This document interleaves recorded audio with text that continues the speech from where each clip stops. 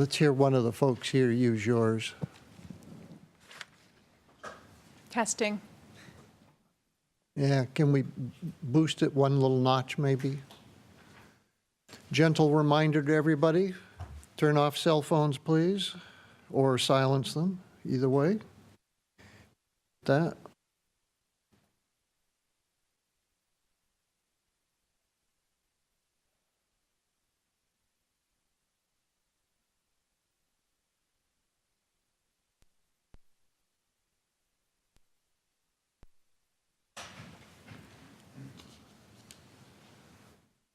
We on? Okay, thank you. You're not using the backup one? Okay. Good morning, everybody. It's about 2 or 3 minutes after 9 a.m. on November the 7th, 2017. This is the beginning of day 3 in our hearing on SSDP 2016-00415. Before we pick up where we left off last evening, we found one additional written comment in the basket, and so I wish to enter that into the record. To be entered as exhibit number 111 is a statement submitted by Mike Young, exhibit 111.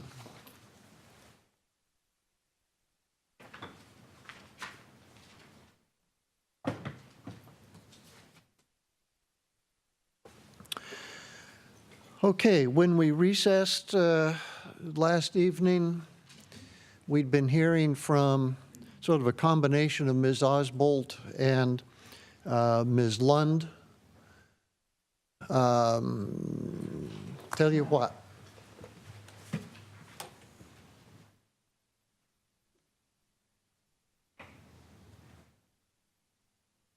Microphone on the podium in case we got to rebuttal public, but since there are so many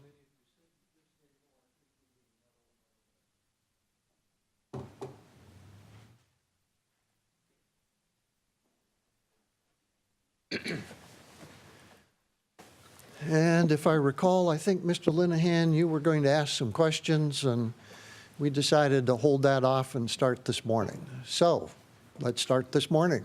Very good. Good morning. Lindsay, I'm going to ask about questions, about conditions number 3 and number 9. Okay. If you want to pull those up in the Yeah. staff report, just so we've got them handy. Got it. Thank you. There's been some discussion and testimony from the county regarding trail width and the opportunity or the concept of potentially narrowing the trail. Can you explain whether in these conditions the city is expecting the county to narrow the entire segment 2B to less than 12 feet of paved width with the 2 feet of shoulders on each side? Or is the city's position that narrowing is a way to potentially resolve specific conflicts in discrete locations? It's the second option that you just outlined, Mr. Linehan. The city has never had the intention of requesting the county to reduce the entire 3.5-mile stretch of trail below the 12-foot paved as proposed. We're simply looking at it from the aspect of where feasible and possible to lessen or remove any type of impact to especially critical areas or the built environment, such as a permitted structure that wouldn't be removed, to consider it in those specific locations. So when, for example, Mr. Schulteis testified that reducing the trail segment 2B to 10 feet would not be consistent with AASHTO or the city code, that's not in fact what the city was suggesting in the first place? That's correct. Can you explain the city's view on whether the FEIS that was prepared for the trail, whether it supports narrowing the trail in discrete locations as the city is at least suggesting might be possible through its conditions? We do believe that the FEIS suggests that There are a few places, one that I pointed out yesterday, but I'm going to reiterate it today just for consistency. It's, I believe, Exhibit 70.9, so it's King County's exhibit. And it's Bates number 1097. And it's under section 3.3.7.1. And there's a specific paragraph that talks about reducing trail widths. And it says, in some locations, it may be possible to completely avoid or minimize wetland and buffer impacts by reducing the width of the trail through use of a narrower cross-section or by incorporating retaining walls into the design. So we believe that there are opportunities where the cross-section could be further minimized to avoid impacts to wetlands or their buffers, for instance. Thank you. And so you were just reading from the section in the FEIS 3.3.7.1, is that right? That's correct. And the section referring to, quote, titled Reducing Trail Widths? Yes. Okay. There's also another section in the FEIS that discusses this as well, and it's in Volume 3 of the FEIS, which is Exhibit 70.11. And that's on County Bates numbering 1730. Under Section 4, the Wetlands and Vegetation section. 4.1, the first bullet under mitigation commitments, it states, continue to avoid and minimize wetland and vegetation impacts by reducing trail widths and turning radii for transitions and shifting alignments to avoid wetlands and buffers. And so that's from the section titled Mitigation Commitments? It is. Okay. How does the city understand the EIS process fits into its overall review of this particular application? In this instance, the city adopted and utilized the FEIS from the county's review proceedings that happened in late 2000s. And this is, under a standard project at the city, we would have required a SEPA or required our own EIS. But because the county had already completed an FEIS, it was not appealed. There was a lot of public involvement over a number of years to create this FEIS. We went forward utilizing that document, but we view it as a guiding document, and as codes, regulations, best practices change, the FEIS helps guide that the project will be continued to transform to meet best available science. So that's how we have viewed the EIS. Okay.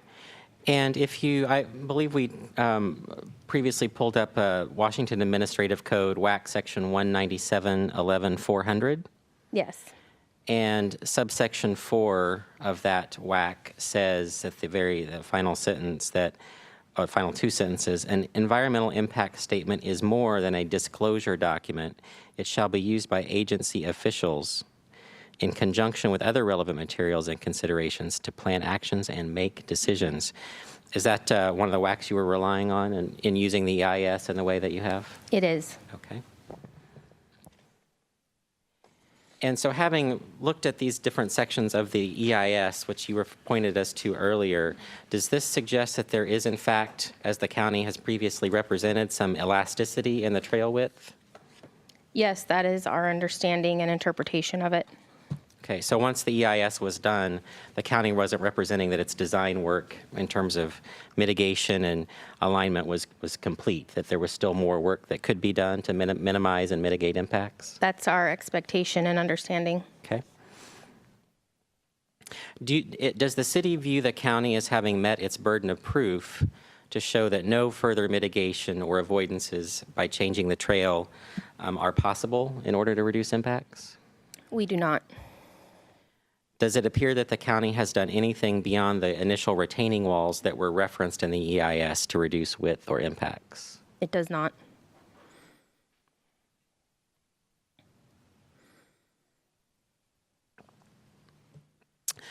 I believe, and I don't want to put words in the hearing examiner's mouth, but it seems to me he was expressing some concern previously that the conditions such as 3 and perhaps 9 may in some respects be vague or insufficiently specific with regard to where the trail should or could be narrowed to minimize impacts. Would you describe for us why the city did not or was not able to identify specific locations along segment 2B for narrowing the trail? We didn't provide specific locations, primarily one because of our desire and we believe requirement that there be an updated survey as listed in condition 2 to show us the built environment and to ensure that we're not conducting piecemeal development and we're taking that into consideration. But is also because we don't believe that mitigation sequencing was fully addressed and explained through first avoiding any impacts and then minimizing impacts prior to getting to mitigation. We didn't feel that we could point out certain locations where they should be narrowing the trail, that should be part of their mitigation sequencing discussion and presentation back to us for justification of how they've met mitigation sequencing. Okay. Are you familiar with the requirement in Washington Administrative Code 173-27, 180 sub 9 sub F? Yes, To obtain a survey? I am. Okay. And how does that survey requirement tie into the city's request to consider narrowing the trail at discrete locations? So firstly, that WAC that you just referenced is titled Application Requirements for a Shoreline Substantial Development Permit, Conditional Use, or Shoreline Variance Permit. So that is information that the state even deems necessary, which then we rely on through our Shoreline Master Program, as referenced in our Shoreline Master Program, as information necessary when you begin even your initial review. And while we accepted the survey for our review knowing that this isn't construction permitting phase, we were not able to see specifics. So there, as we pointed out yesterday, there are areas that we know of that the public has testified to that are incorrect, not showing utilities or drainage structures or certain buildings that have been built to date. Okay. So in your mind, has the city provided a sufficient survey, or excuse me, has the county provided a sufficient survey to allow the city to provide specific opportunities or suggest specific opportunities for narrowing the trail? No. Okay. And so what was Condition 2 designed to address? Condition 2 was designed to address, to provide a complete survey, to provide complete information, to address the goal, one of the goals of the Shoreline Management Act, the master program, of not doing piecemeal development through the trail corridor. Okay. And then with condition number 3, which in shorthand terms requires the county to identify structures not owned or controlled by the county and other permitted structures within the corridor. Why did the city ask the county to identify or provide a listing of those permitted structures within the trail corridor? We had received a number of public comments stating that either their garage was not shown or on the plan set, or they felt that the right-of-way was going to be going through their living room, things of that nature. And we,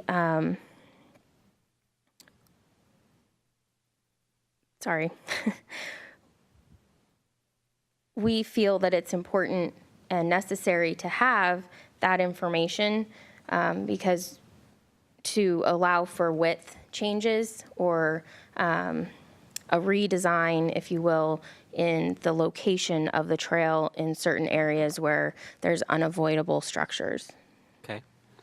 I wanted to follow up on a couple of the specific examples that you had identified in your PowerPoint presentation yesterday.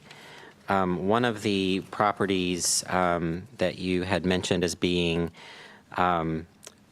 inaccurately reflected on the design plan, on the 60% plans, was a structure. I believe the owner had been identified by the county as William and Jessica Strader, and it is in fact now owned by the Kaufmans. Is that right? Yes. Okay. Can you describe, maybe in a little more detail, what the deficiency was there?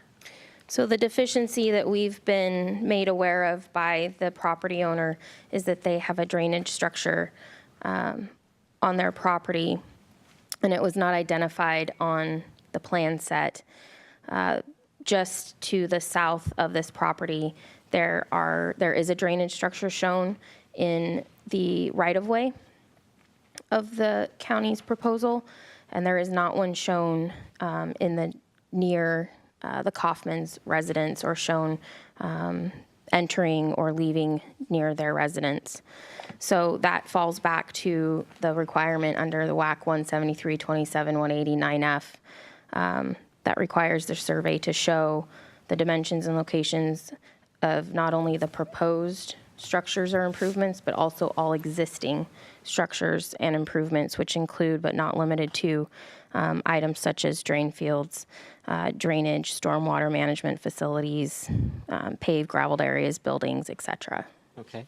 I believe there was another public commenter that believe her name was Ms. Rose Large. Yes.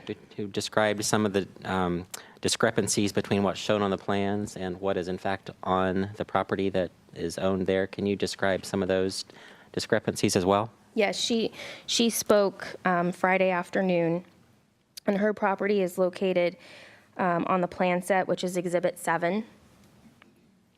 And it's Bates number 93, and she's located at Station 311.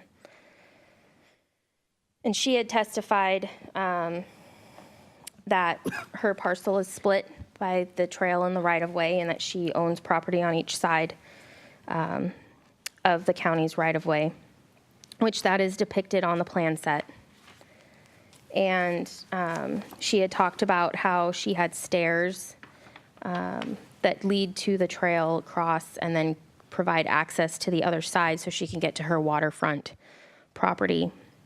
When you look at the plan set, you see that there's stair number 20, which is on the landward side of the proposed trail. And there's a number 19 in a circle next to it, which refers you to the civil construction notes, and that says stairs will be eliminated during construction. So then as you look at the plan set, you see that there's a shared staircase proposed just to the north, up, split between two parcels north of her, which it appears that would be her new access to the trail itself. There's a retaining wall, it looks like, being proposed in this stretch of the corridor as well, so that would be the only available crossing. And then it's not clear what happens when you get to the west side of the trail, the waterward side. Her staircase number 19 is shown on the plan set, but there's no note as to whether it will be retained or removed. And there is, it appears to be a shared staircase roughly at station 3.13. This also shows that her existing residence, a portion of it, is within the trail right-of-way. If you look at the assessor's information page from King County Records, it shows that the latest remodel that was permitted occurred in 1998, which was prior to prior to City of Sammamish incorporating. And prior to King County acquiring the trail as well? I believe it was roughly right in that time frame King County was working on acquiring or had just acquired from Forterra, as it's now known. So are these two examples that you've just run through of items missing or inaccurately reflected on the plan set, are these the only ones that the city has encountered in its review of this project? They are not. Would it be fair to say that there's many, many others? It would. So rather than going through all of them here in excruciating detail, I just thank you for giving us an overview of at least a couple of the types of problems that the city encountered and the justification for condition number 2.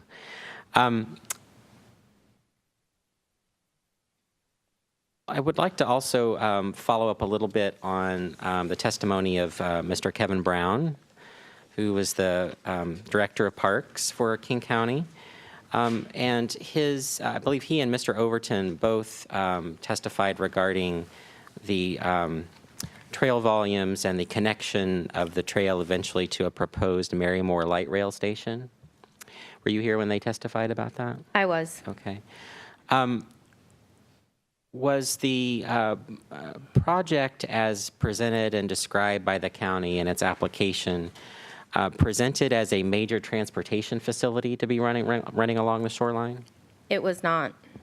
How did the city view or characterize the application submitted by the county? Throughout the application narrative, other documents, intros to various reports, etc., it was continuously characterized as a recreational facility and later as a public park. If you had known that this was intended to be a major connecting point between Sound Transit light rail stations and other major transportation infrastructure, would the city have potentially reviewed the application differently or with different criteria in mind? Yes.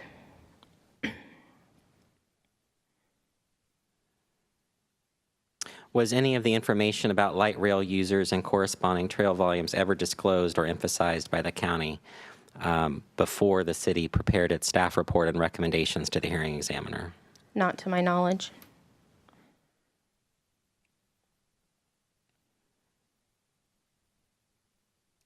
There's also some testimony from the county regarding what they viewed as, seems to be viewed as an unusual or atypical number or type of conditions that the city staff is recommending for segment 2B as compared to the number or types of conditions imposed by the city of Redmond or the city of Issaquah. Can you help explain for the hearing examiner why this Sammamish's recommended conditions for segment 2B might be different in type or number than the Redmond or Issaquah trail segments? Well, there's a few reasons. I believe, one, Sammamish is its own jurisdiction, so we don't necessarily have the same codes and regulations as the city of Redmond or Issaquah does. The shoreline physical characteristics are different. For instance, segment 2B is a 3.5-mile stretch of trail, and there's approximately 325 parcels, individual parcels touching the trail right-of-way. In Redmond, there's approximately only 35 parcels, and in Issaquah, approximately 50 parcels. So there's a substantially larger amount of private property adjoining this trail segment, and is also a much longer segment of trail. So it sounds like, doing the math roughly in my head, there's approximately 10 times the number of parcels on 2B than there are in Redmond? That's roughly a fair approximation, yes. And 6 or 7 times as many parcels in 2B as opposed to Issaquah? Yes. Okay. And are the parcels in Redmond and Issaquah more of a commercial nature as opposed to a private residential nature? They are.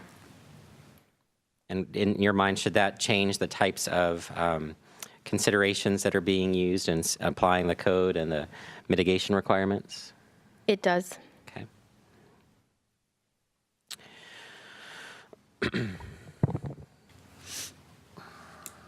I want to go back to condition number 4.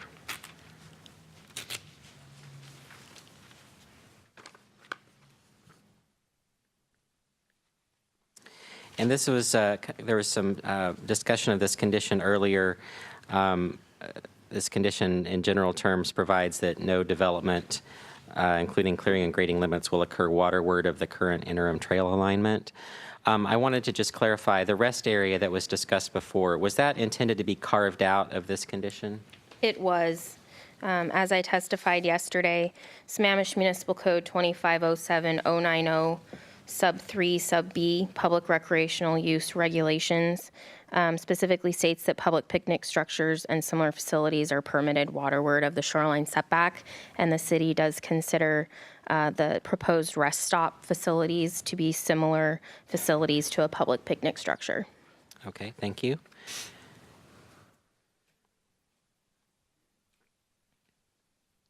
We also outlined that in the narrative section of our staff report.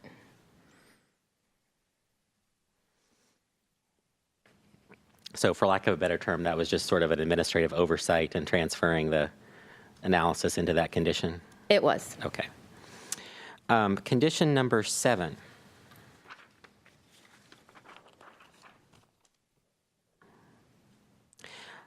Can you explain why the city is requesting an updated arborist report when the last arborist report provided by the county was provided in July of 2017? This is something that occurs with all projects within the city when they go from preliminary to construction phasing of development. Their trees are a living vegetation and they grow. And so it's reasonable to expect that there may be some trees that were not considered significant when the preliminary arborist assessment was conducted during preliminary review, or in this case, a shoreline substantial development permit, which must occur prior to construction permitting, and that may go over the threshold at the time of construction permitting. Additionally, we know that from past experience, the shoreline substantial development permits in the East Lake Sammamish Trail have been a contentious project, and it's likely that there would be appeals of this project at some point in the future, and that timing we don't know how long that could take. And so again, that would be a delay where once this project, if granted approval, occurred, it wouldn't turn around necessarily and go straight to construction permitting. Meaning more time for trees to grow? Correct.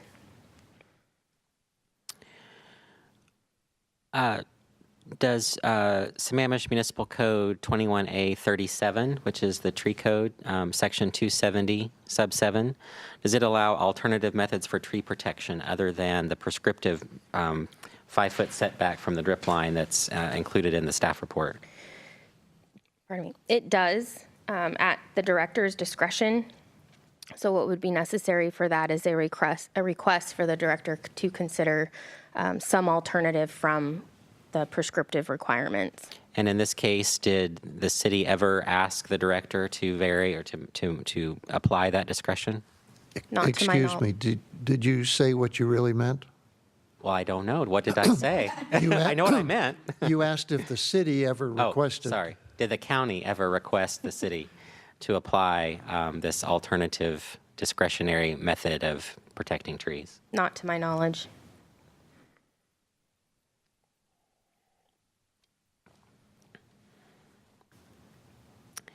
And from past experience, does the county have a good track record with the city in terms of relying on arborist reports to protect trees during construction?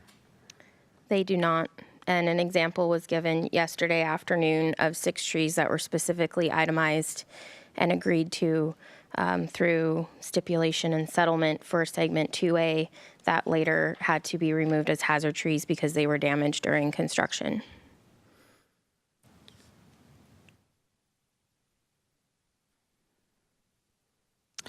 I think I just have one last condition I want to ask about, condition number 12. Which I have says, you have that? So that's where fences, retaining walls, or a combination of fence and retaining wall exceed 4 feet in height. Adequate provision shall be made to allow wildlife passage at intervals along the trail if existing driveways are not sufficient. Is there any support in the EIS for requiring this condition? There is. It's in Exhibit 70.11 on County Bates numbering 1731. It's Section 5.2, potential additional measures under the wildlife section of environmental commitments, and it says potential additional measures. Consider the use of alternatives to chain link fencing in order to maintain existing wildlife passage while still discouraging human passage and minimizing visual impacts. Thank you. I don't have any further questions. Okay, thank you. I have some things I've been taking notes on. for both Ms. Lund and Ms. Osbolt.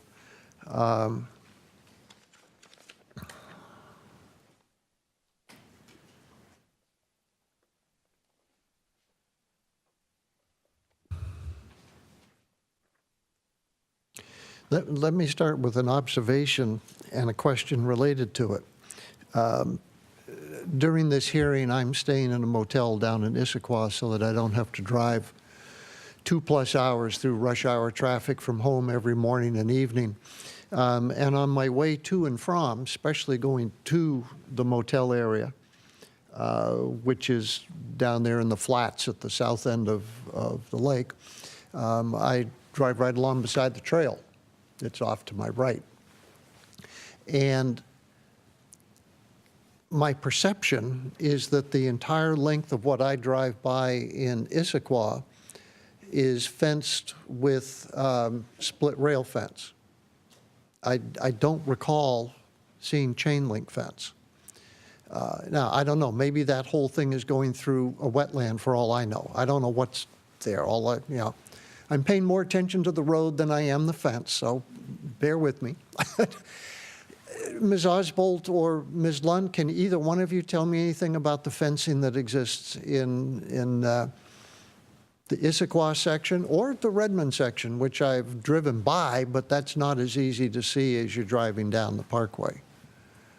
I believe Ms. Lund might be able to address this more, but I can state anecdotally from my perception of driving that stretch of road as well through Issaquah that I have noticed much more of the split rail fencing than the chain link. Can you add anything to that from your knowledge, or? Well, I haven't been involved in the other trail segment projects. I've done work recently at Lake Sammamish State Park at that end of the park, and I'm familiar with the fact that there are a lot of wetlands near the boat launch area. So it seems likely to me that where you're seeing that split rail, that's probably crossing through wetland, but I don't have any direct knowledge of conditions there. Okay, thank you.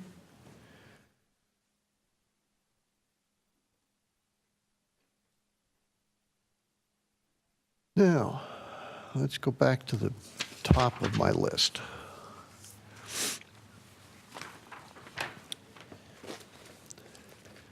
Exhibit 1.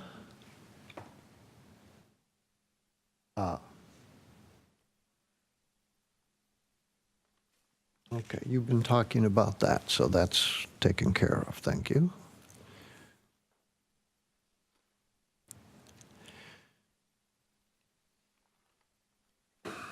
Okay, I'll do these in order. I keep thinking of ones that are on the back of the page, and if I start hopping around, I'll get totally screwed up. So bear with me. If the questions don't seem logical, I'm just going to go through the sheet so I don't forget something. And you've answered that one. My question was going to be, does the prohibition on further intrusions within the 50-foot setback apply to rest stops? And your testimony is no, it doesn't. That's correct. Okay, thank you.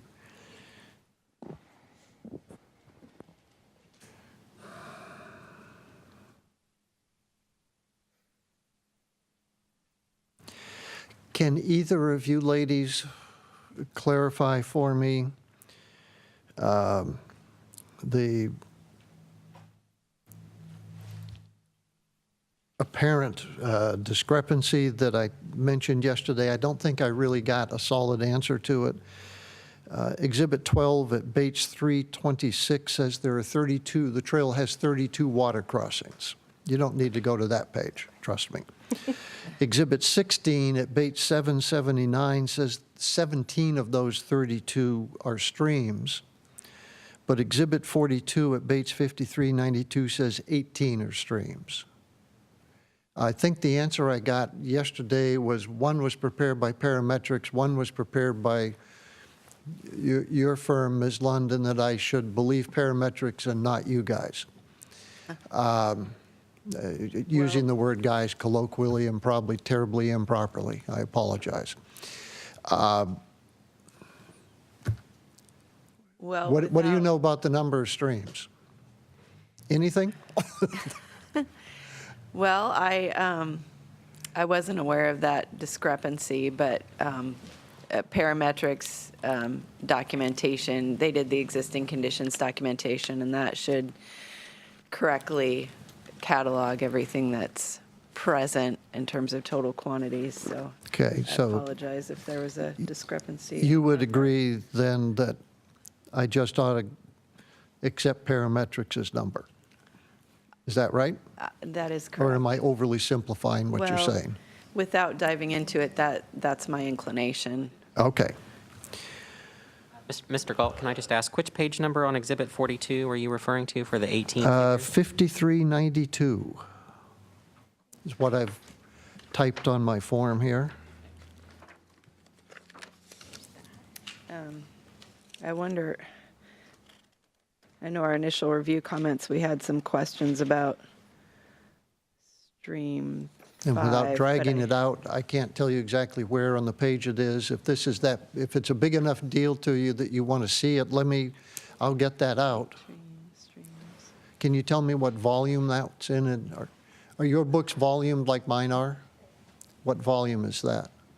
This is volume 24. Thank you.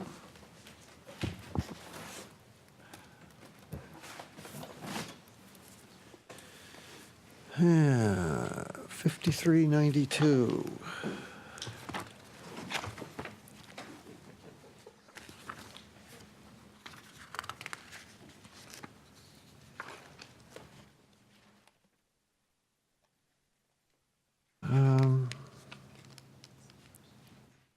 It's in the existing conditions paragraph at the bottom of the page, paragraph 4.1, or section 4.1. Yeah, Second sentence, 37 wetlands and 18 streams were identified. I see that. We, looking back at the table on the page after that, I know we had some review comments regarding the extent of stream mapping for Stream 5, for example, and some other features that we thought they should consider for the potential, whether they were wetland or stream. I'm trying to recall which one that is. It's summarized in the table here somewhere. So that might have accounted for a discrepancy when I was reviewing my notes for that write-up, but So if I were to put a sentence in the decision somewhere that said there are 17 streams, is the city going to charge me with falsely describing the number of streams?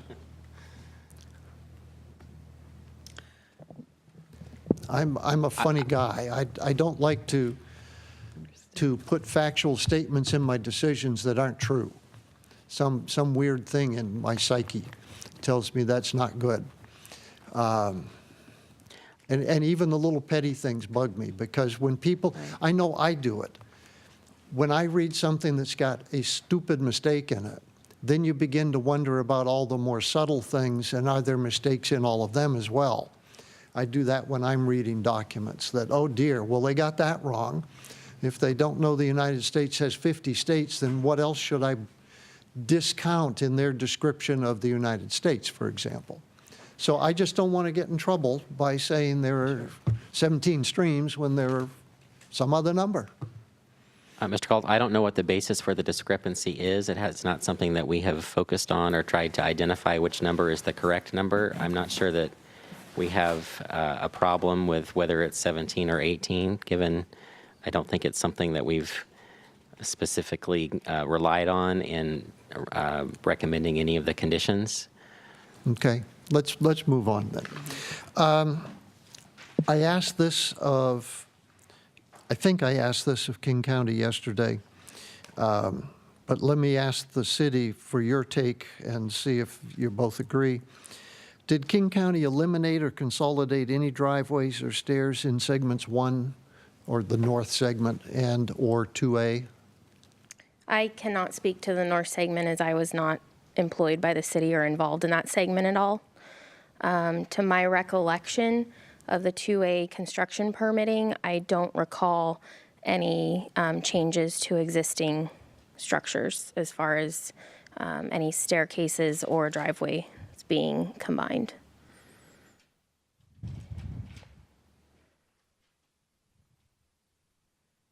But that is just from the construction permitting. I was not involved in the shoreline substantial development Okay. permitting process. And with respect, again, just to segment 2A, based on your immediately prior testimony, did King County remove all encroachments? People's decks, privately installed plants, fences, gates? I know that some plants, trees, shrubs, that type of vegetation was removed. I believe that the property owners were notified and given the opportunity to remove them themselves prior to the county removal. But outside of that, I'm not aware of anything else being removed, any other encroachments. Okay, thank you.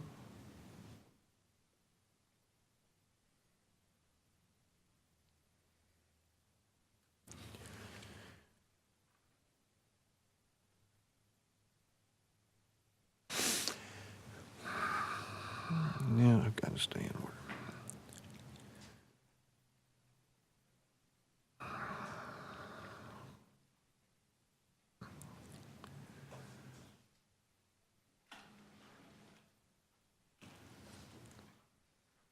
I asked this of King County yesterday, I'll ask it of you folks. Is buffer averaging or reduction being employed? No, it is not.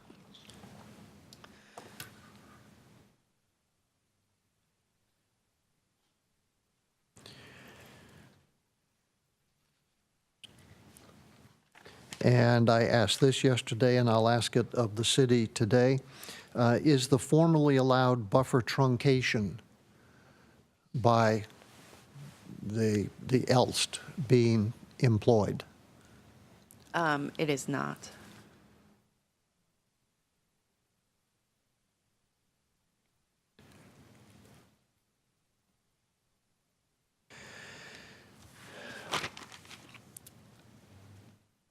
I realize that my next question relates to the focus of a lot of your testimony this morning, but I'm still going to ask. And my reference would be Exhibit 65, which is one of TWC's reports, and it's a generic question. Where precisely would TWC recommend trail narrowing and why?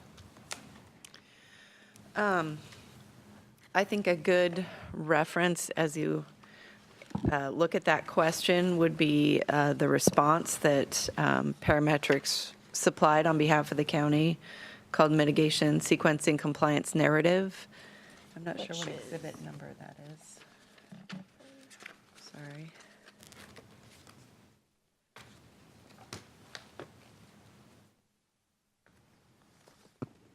Uh, 55.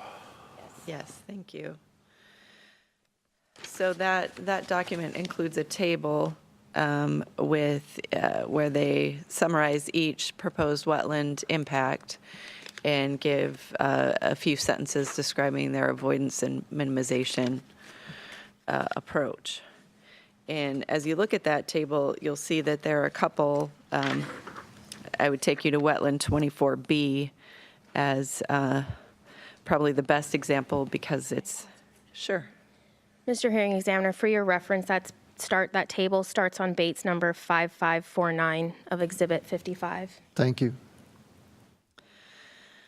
So for wetland 24B, that's a Category 3 wetland. They're proposing to impact 0.05 acres, and they're saying the wetland impact could not be avoided because wetlands occur on both sides of the existing railroad prism interim use trail. They go on to say permanent impacts to wetland 24A were avoided, use of retaining walls greatly minimized impacts. That's an example, that's a perfect example where you have wetland on both sides. If you could reduce the footprint of the trail for that section, that could potentially avoid impact that's proposed or further minimize. I did took a rough measurement on King County's IMAP for that particular one, and because I never trust the scale on the printed maps. It's about 440 feet long, that segment. So you have to see how that aligns with guidance on modifying from the AASHTO guidance. Okay. So it's in areas like that that you were suggesting narrowing? Correct, yes.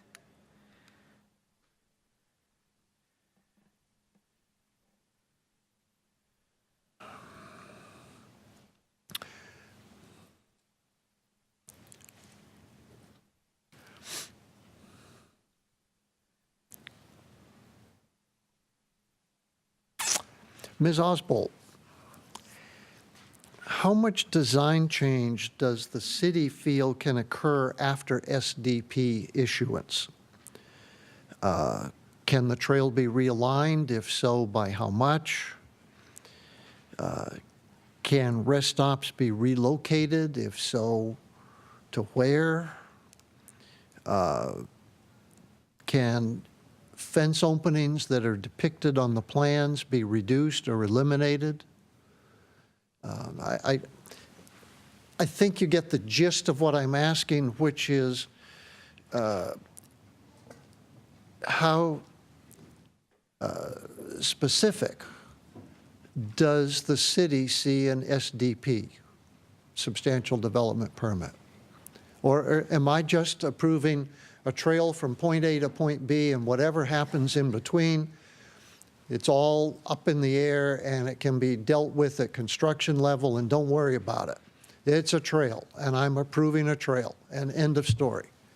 Or am I approving, as they've requested, a 12-foot trail with walls in certain places and slopes in other places and culverts in certain places and fish passage, essentially what I call box culverts, in other places? Am I approving the center line that's proposed? Or could the county just, you and the county, just up and decide after I'm through with it that, well, we don't like it here, we're going to move it 5 feet further east or 5 feet further west? And then you get into neighbors thinking that this is what was going to happen, discovering that, oh, during construction plans, they moved everything around, and I'm surprised. Right. So tell me where the city sees the degree of specificity that we're dealing with here. So the city's desire is to keep this as transparent of a process as possible, and as was pointed out, and not trying to put words in your mouth either, Mr. Herring-Examiner, but I believe you pointed out that the construction permitting, the clearing grading permit, is not a public process. There's no public notice associated with that, so the only way the public would find out about it is if they had inquired with the city on the status of a construction permit, and then again, they would see the posting of the construction board once the construction permitting was approved, itemizing, the parameters of the construction as far as timeline and the segment of the trail that will be closed. Typically, after a permit of this nature is issued, it's minor changes or something that would be deemed, and unfortunately, it's somewhat of a subjective process, but something that would be less impactful. So, for instance, I'm going to start with an example that doesn't pertain directly to this project, but just for an instance. Okay. You had a parking lot that was proposing 100 parking spaces, and then that was approved through whatever preliminary decision, and then they came back and are now only doing 80. That would be a less impactful development, so that wouldn't necessarily require additional review. But if there was a addition of 20 or 30 parking spaces, then that may necessitate review again at the environmental level and public participation. So in this case, you know, if a rest stop has to be shifted a little bit, I'm not sure we'd have grave concerns with that unless it was impacting some type of a wetland or something, or diminishing ecological function if it's within the 50-foot shoreline setback. If additional rest stops were being proposed, then that would be outside of the scope as proposed. But if one had to be relocated, that would probably be acceptable to the city.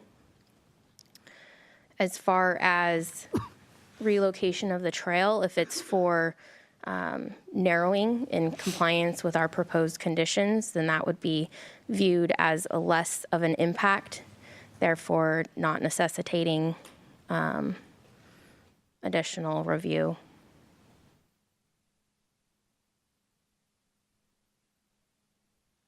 Okay, thank you.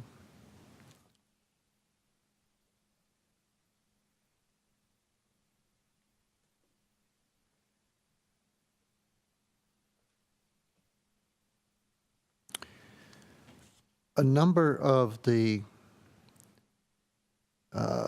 county's responses, both to the city staff review comments and to the public comments,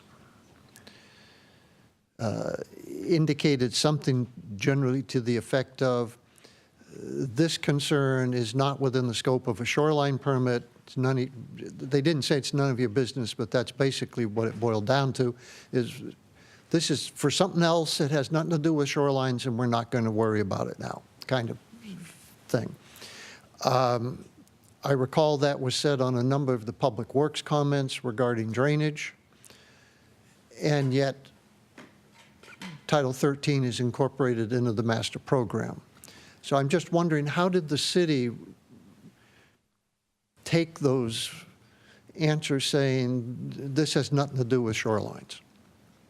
I can start the response to this, and Mr. Linehan may want to provide a little bit more in regards to public works and an agreement made earlier this year, I believe it was, in 2017.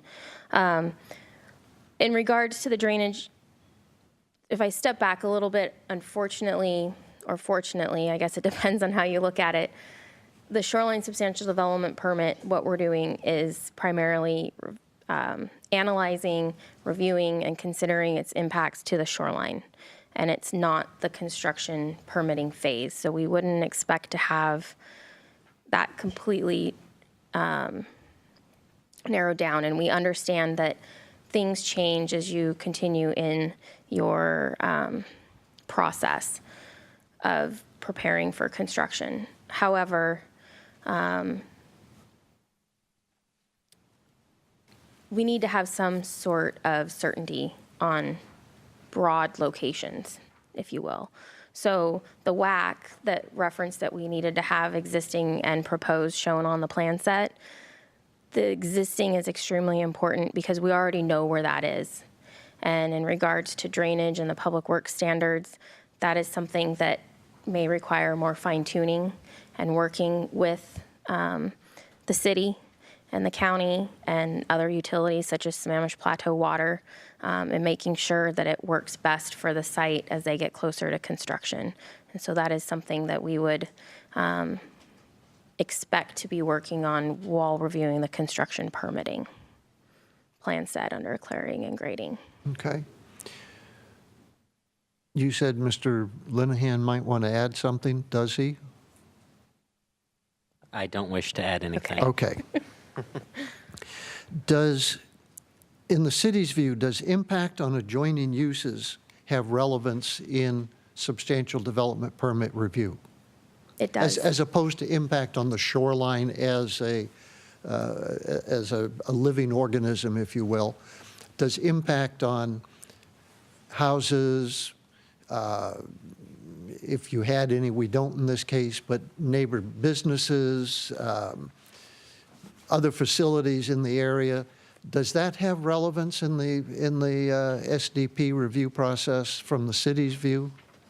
It does, because it's the environment, which includes the ecological, natural environment, if you will, and the built environment.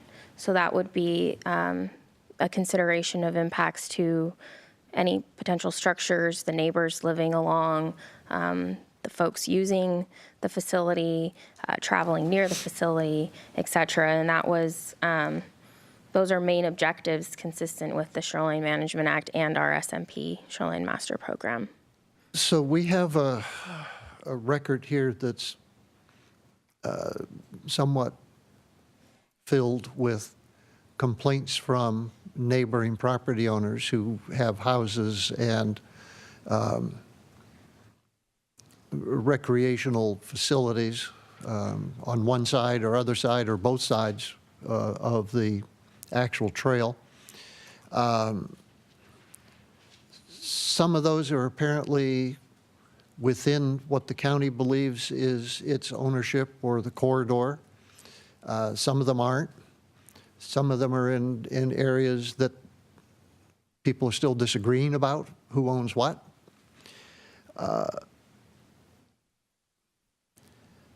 Did the city consider impacts to those people's facilities during its review of the application? And I'm thinking here of the people who said, I'm not going to be able to get in my garage anymore. I think that was Mr. Morrell. I'm going to have to park, county proposes that I park 100 or 200 feet away and walk to my house.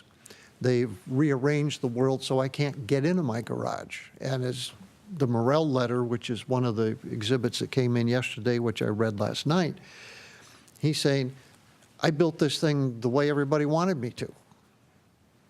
And now that I've got it built, I'm not going to be able to use it.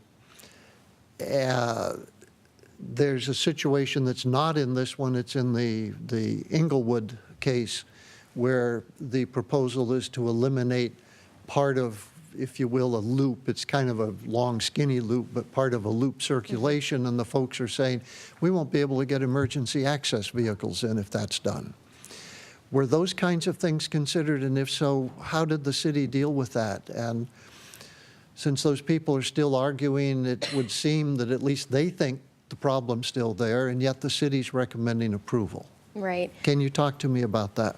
And that is part of the challenge in reviewing this application, is because the ownership is unknown, and that's not something that the city is a part of or has a part in.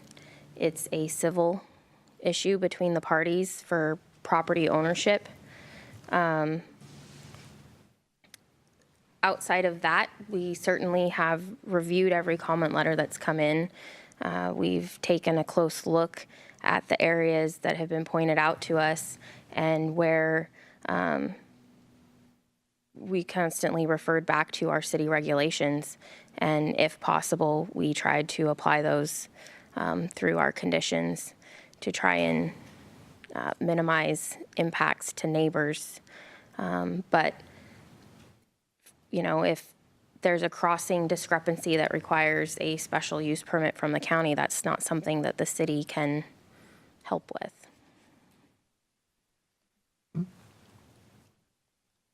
Mr. Galt, can I So, just add Mr. something? Linehan? Yeah, so just on the idea of ownership, I mean, the city has done a review and considered that the county has adequate proof of ownership through Judge Peckman's order that the city has relied upon to demonstrate that the county owns and controls the corridor in a way that allows them to proceed with applying for this permit. I think the question is more, what can the city do during the permitting stage to understand what those impacts are? And I think that the condition was designed to allow for an opportunity for the county to provide an updated survey demonstrating where permitted, unremovable, irrevocable permitted structures are located, so that we then know, you know, where does the county have to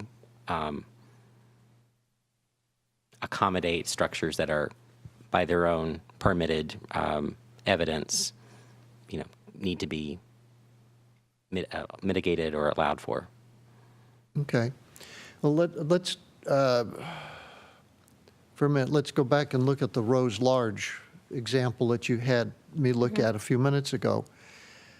If I read the plan correctly in the brief time that we were looking at that particular page,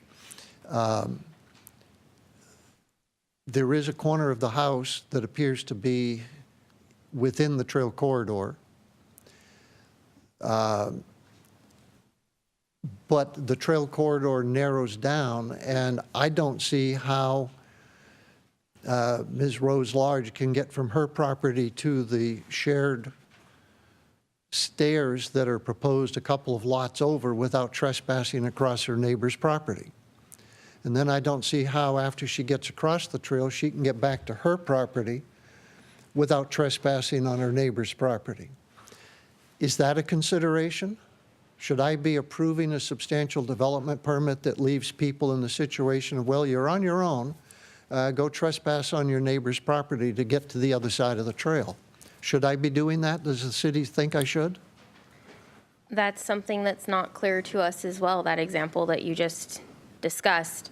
It appears that there may be the opportunity for Ms. Rose Large to get from her property onto the right-of-way property of the trail before crossing and going in front of her neighbors to get to that shared access, but it's not clear, which is why, again, we're asking for more detail at construction with the survey.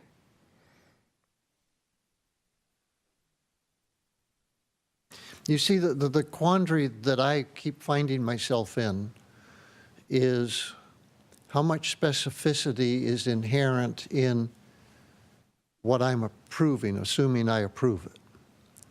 How much reliance can both the applicant, actually I shouldn't use the word both because I'm going to come up with three.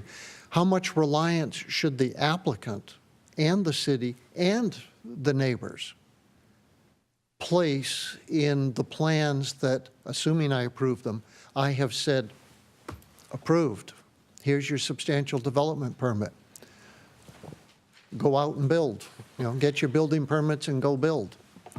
I'm just really troubled by this feeling of uncertainty that I have, that the county, I think, well, the county has said that it'd be making changes through to the 90% plans. I don't know what they're going to be. I don't think the county knows. There's probably no way they can know right now. You don't know.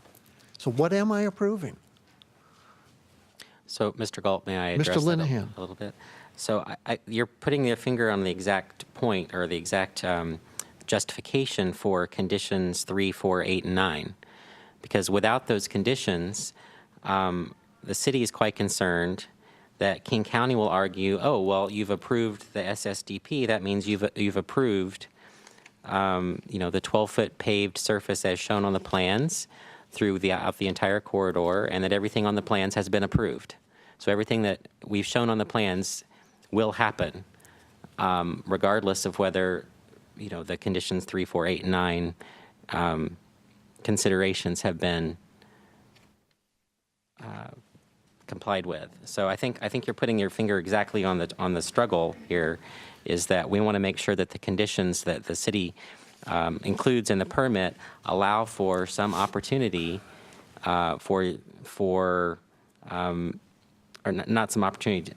provide some constraints on the county's ability to just redesign and update its plans however it wants to between 60 and 90%. Okay, so over the last year plus, the city and the county have not been able to agree on certain of these design issues, certain of these impact issues. And what the city's asking me to do is to, through this quasi-judicial process, approve a plan set with conditions like 3, 4, 8, 9 on it that basically say, well, the plan set that Mr. Galt just approved, maybe that's not what's going to get built. maybe it'll be something different. But you folks haven't been able to reach an agreement on that in the last 13 months. Knowing that you were coming to a quasi-judicial proceeding where somebody, legally at least, higher than both of you, could sit down and say, this is what we're going to do, this is the resolution to the disagreement. We're going past that point, and we're going back to where you're going to be working at an administrative level. And hey, if you've been disagreeing over this stuff for a year, what makes me think that at the administrative level it's going to be able to be solved? Am I creating a monster here? Well, so again, just throwing this out there, one opportunity would be for the hearing examiner to impose very specific conditions, very specific requirements on this permit, so that the counties then knows exactly what it can and can't do. But then I'm designing the project, at least elements of it potentially. If I were to say you shall reduce the trail width from 12 feet to 10 feet from station X to station Y, I don't know, maybe I can do that. But it really gets me into the design element, and I could easily see where the county could come back and say, well, now, wait a minute.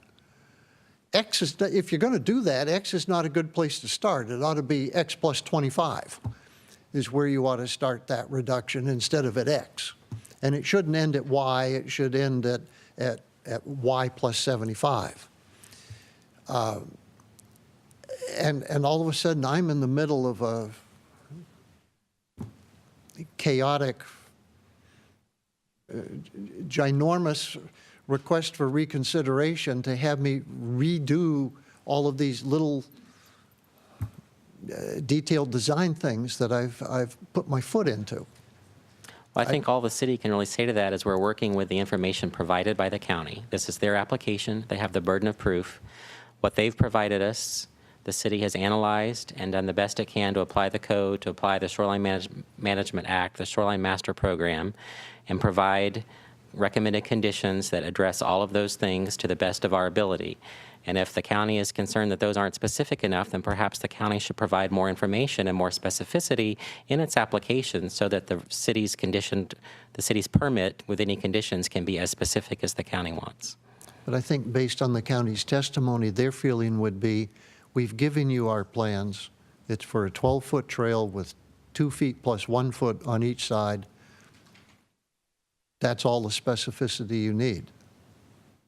Based on what are clearly inaccurate drawings presented by on the plan set. Okay. Let me move on.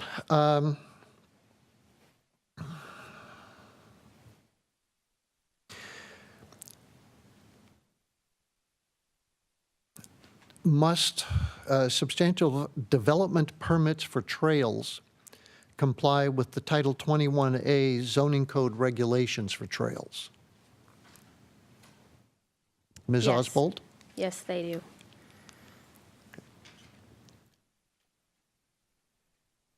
Thank you.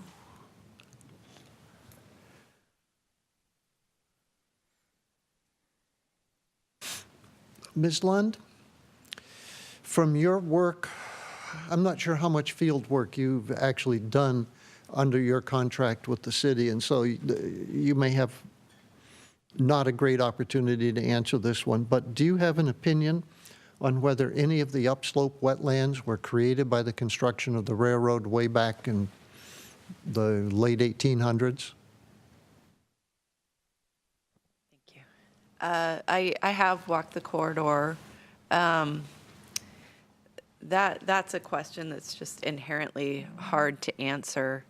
I think there are some areas where it's pretty obvious that the railroad prism bisected a pre-existing wetland that was on both sides of the trail. But you know, with the amount of time that's passed, it's very difficult to make a judgment like that.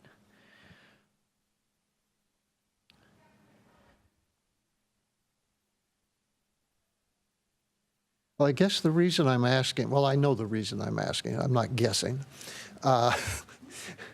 is I think it's in the definition of what a wetland is. It contains an exception for wetlands that were inadvertently created through the construction of a road prior to, I think it's at some date in the summer of 1990, something like that.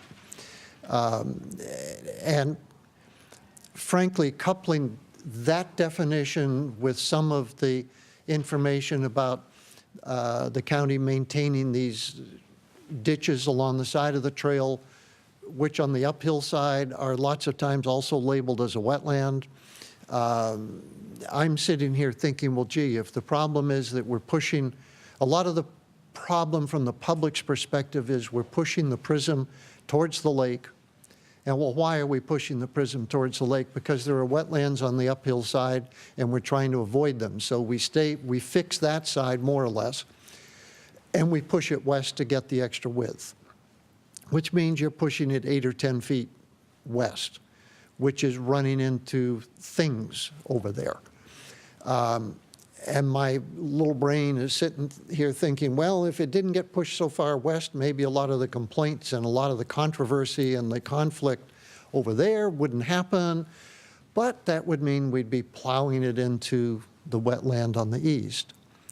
And then I thought, well, maybe they got formed artificially.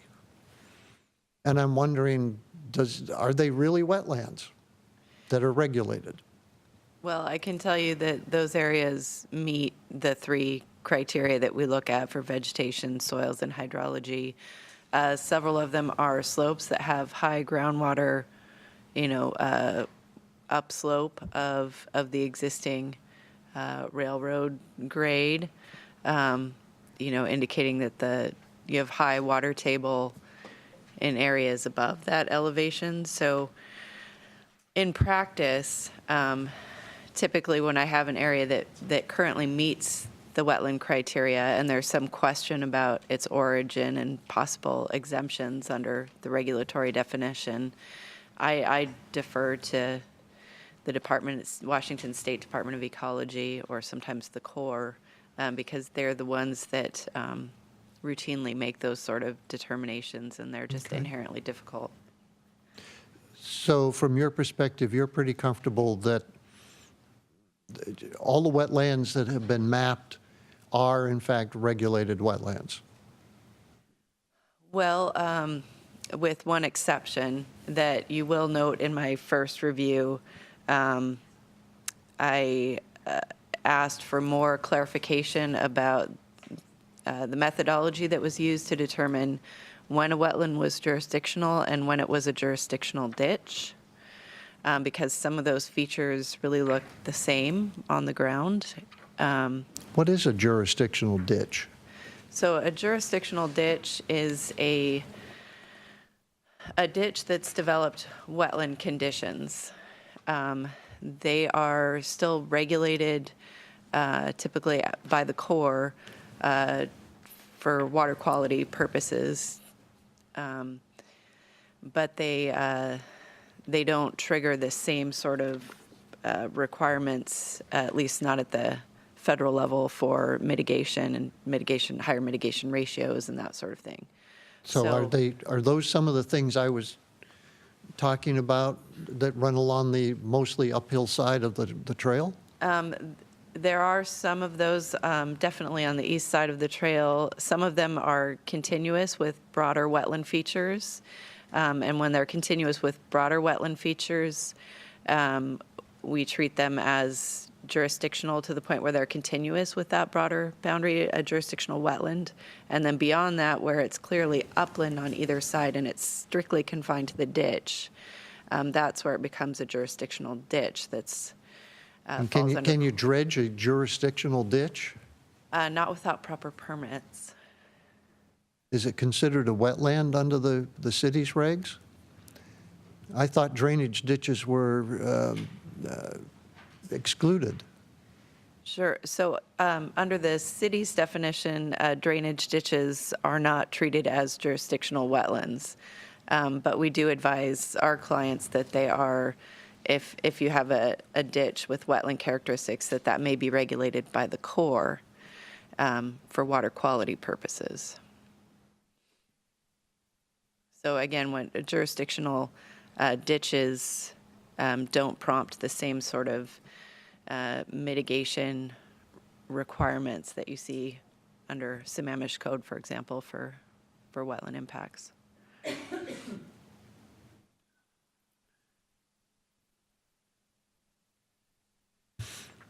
So jurisdictional ditch is a federal term. Correct.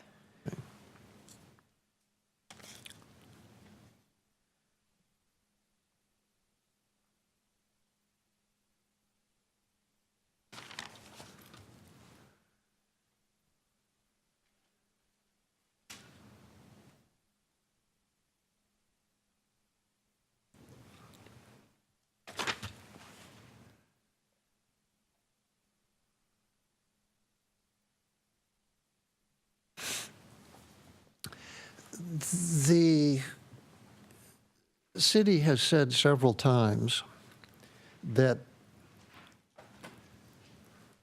there are certain things required by the WAC relating to a complete application. I think it's section 189, sub 9. Yes. And we've all been referring to sub 9F a lot in this hearing. My question is, if the city is sitting here today on day 3 of the hearing, telling me that things that are required to make an application complete aren't present, how can we be here?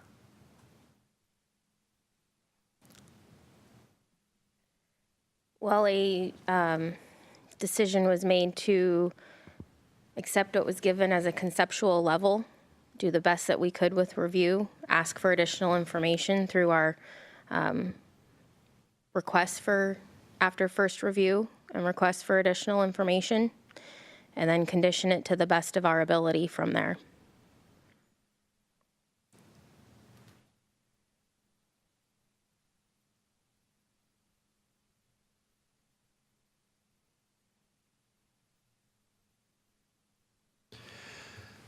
I don't know whether I have authority.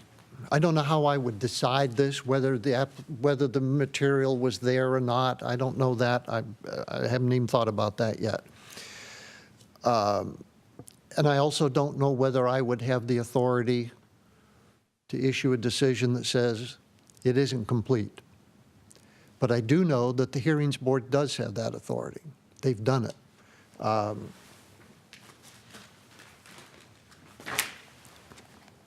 The hearings board in a case called Friends of Seaview versus Pacific County Structural Investments and Planning LLC issued an order granting summary judgment in which the whole thing was that they decided the application was incomplete. Now, it had already gone through Pacific County. It had been granted a permit by Pacific County. Some folks appealed it, and the thing literally fell apart at the hearings board level when they said, oops, your application's not complete. You don't have the things you're supposed to have had. We don't care what Pacific County said. You're out of here. Mr. Examiner, do you mind providing the case number if you happen to have it right there? SHB number 05-017.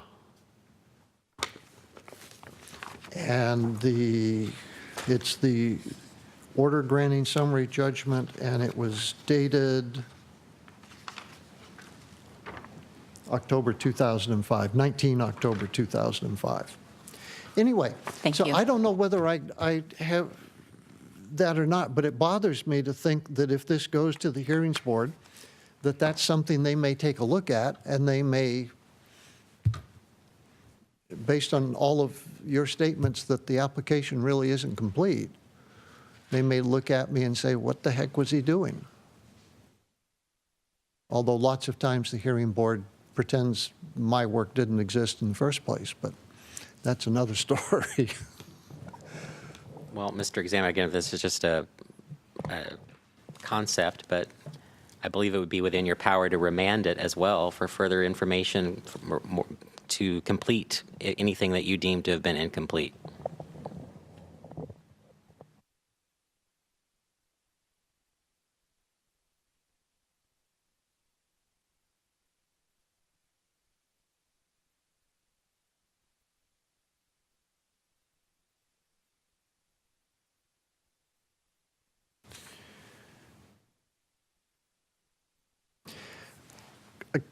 Some questions about the VEA requirement that the city seeks to impose.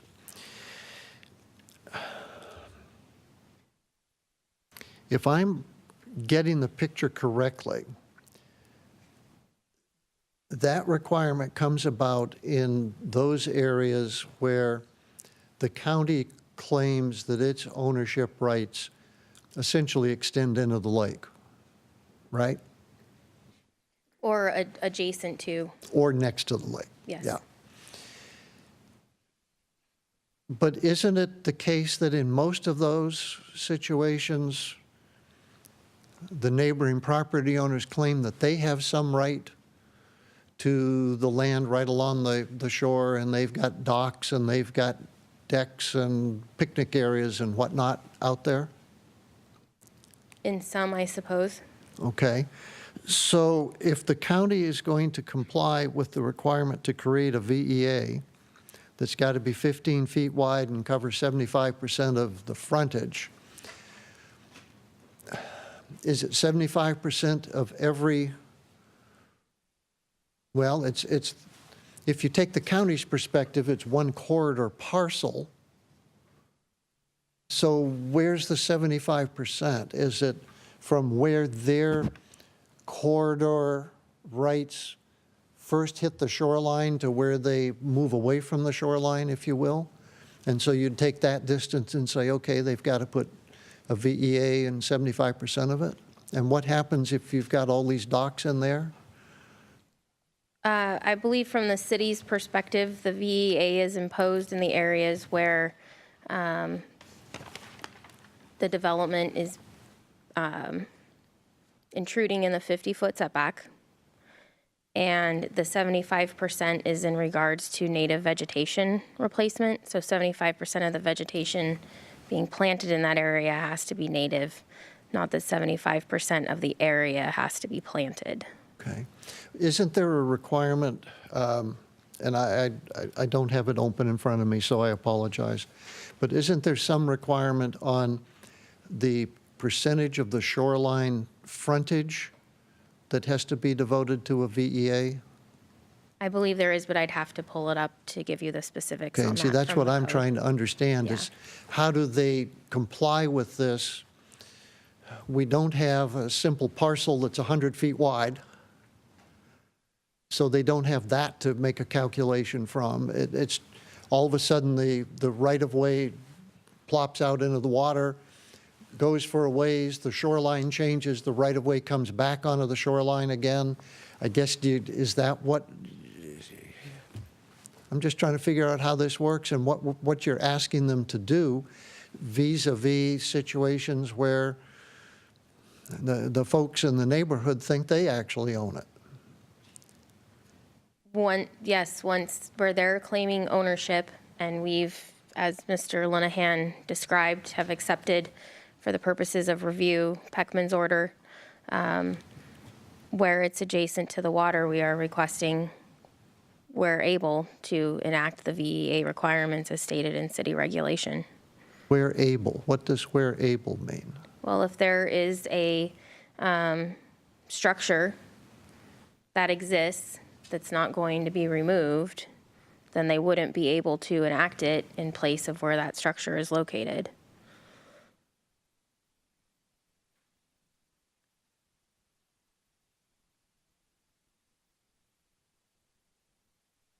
Now,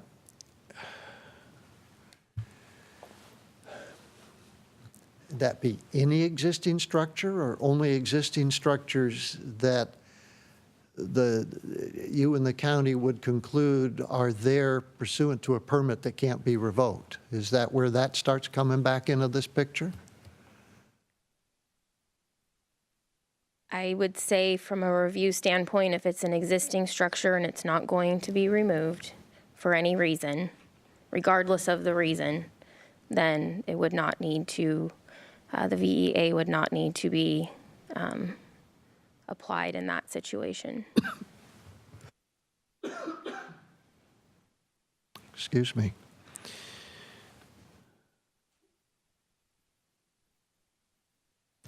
Is it the city's position that the critical area regulations are not being properly fulfilled by the plan that's been presented by the county, Exhibit 7? In regards to mitigation sequencing, yes.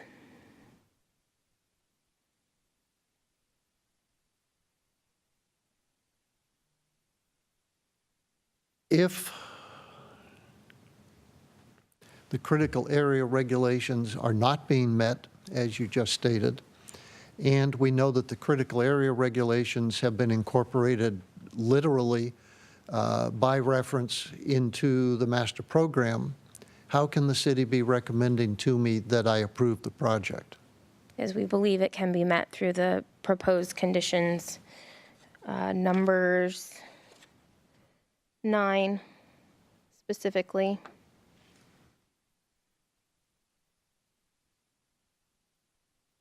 And as well as 10 and 11. Okay, so we're counting on those conditions to correct the shortcoming. Yes, we believe with the implementation of those conditions.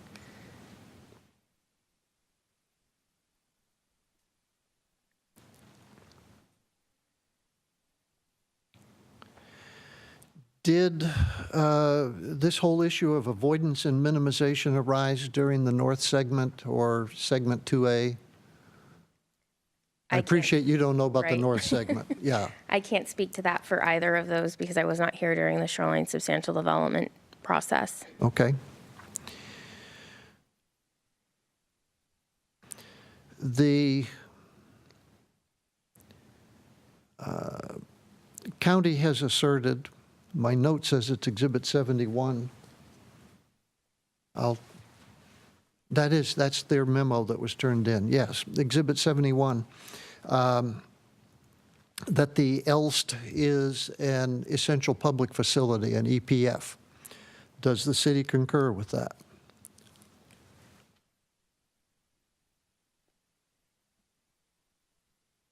Mr. Galt, I'll interject. I'm happy to provide an answer to you on that, but I don't think we're prepared to answer that at the moment. Okay. Later? Later.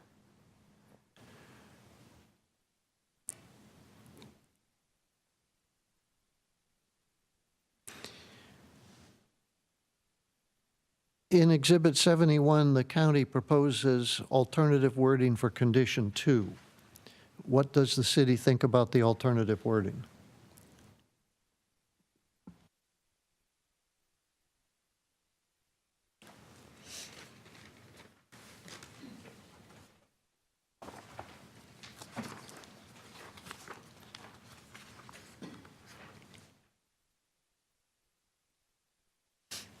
It's on page 7. The proposed wording's at the top of page 6, and the county's suggested alternate is in the middle of page 7. I would simply note for the record that all of the exhibits that we've been entering as the hearing has gone along, of course, don't have Bates numbers. So citations to them will just have to be to exhibit number and page number. Hopefully, most of them have page numbers. Mr. Galt, respectfully, I think this is another one that we would like to get back to you on. Okay.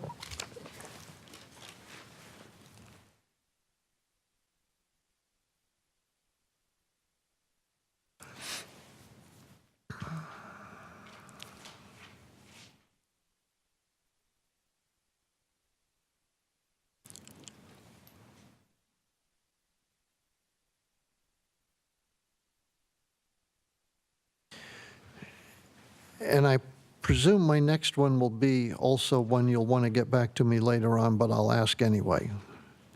How can the city waive a clearly stated code requirement regarding a title report? Found in 20.05.040, subsection 2 delta, 2D. Mr. Galt, I believe there's a legal memorandum that's one of the exhibits. I can find it for you that explains the waiver of that condition. Okay, and so that, your basis is that memo. That's Yeah, exhibit number 67. 67. Correct. Okay.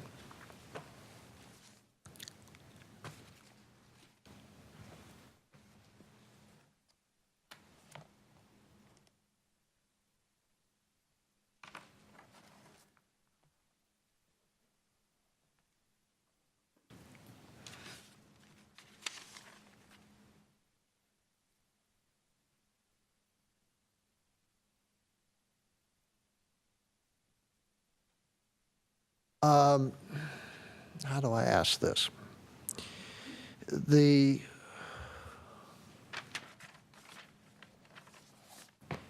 impression I got from some of the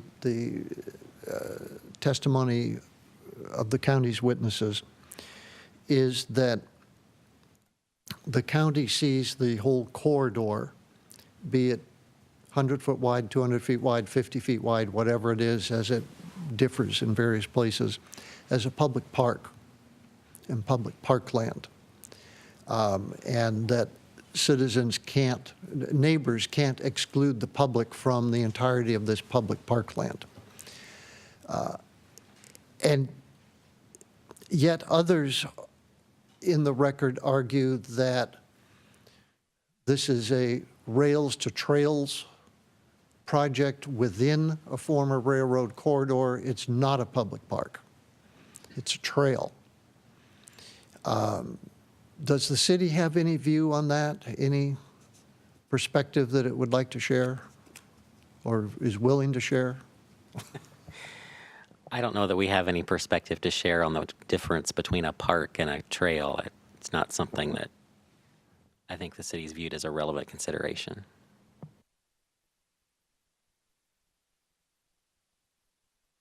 Thank you.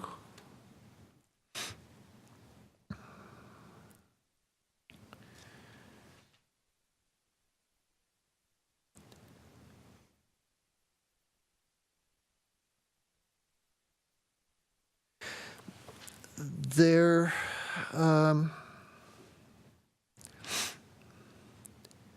in one of the exhibits that I think was submitted yesterday, and I apologize, I did not write the exhibit number down when I wrote the question down. There is a copy of a 2014 settlement agreement that apparently resolved an appeal between Stenson and King County. And it had to do with agreements on how certain things would be handled along the trail. Is the city aware of that agreement, first off? Because if you're not, there's no sense asking you a question about it.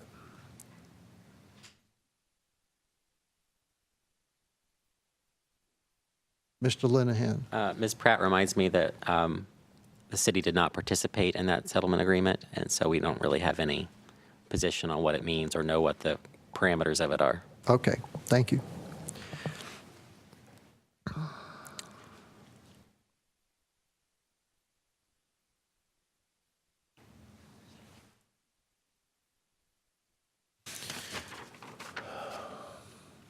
Okay, it's past, well, actually, it's pretty much right on the time for our normal morning break, given a 9 to 4:30 schedule.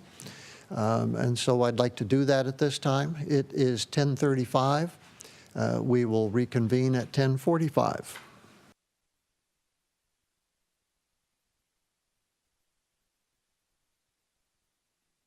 Okay, let's reconvene. I apologize for being a few minutes late. I was frankly sitting there reading emails and got all wrapped up in those blasted things. Does the city have any additional direct testimony? Because I didn't have any other questions.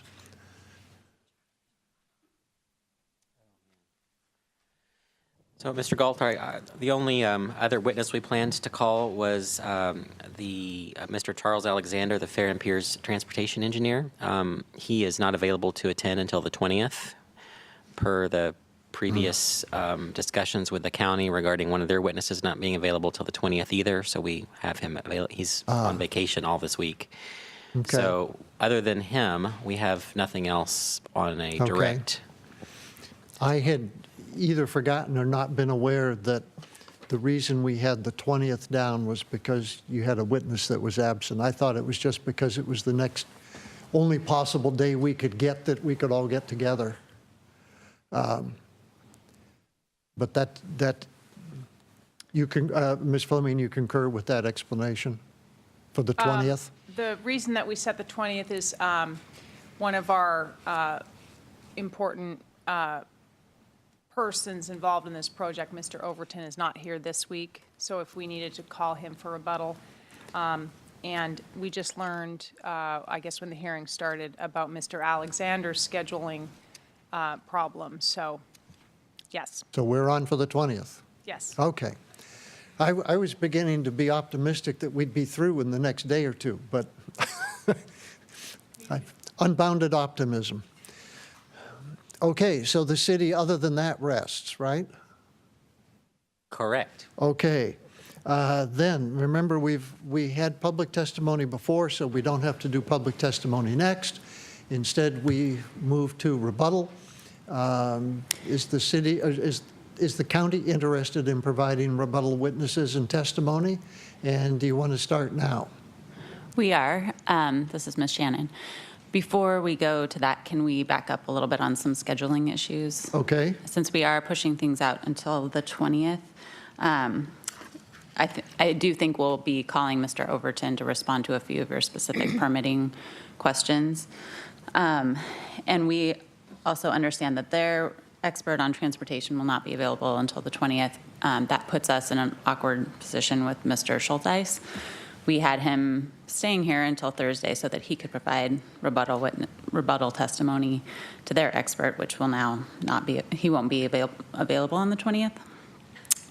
So we would like to provide some opportunity for him to respond in writing, so that we don't have to hold the hearing open any further, to whatever, if there's any rebuttal necessary from whatever is testified to on the 20th.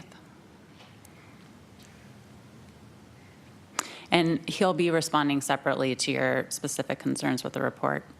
Yeah, there were those Today. couple of questions Today or there. tomorrow morning, I yeah. was expecting answers to them to roll in sometime today, or if we continued on to tomorrow, but, And that's our intention, to provide those separately.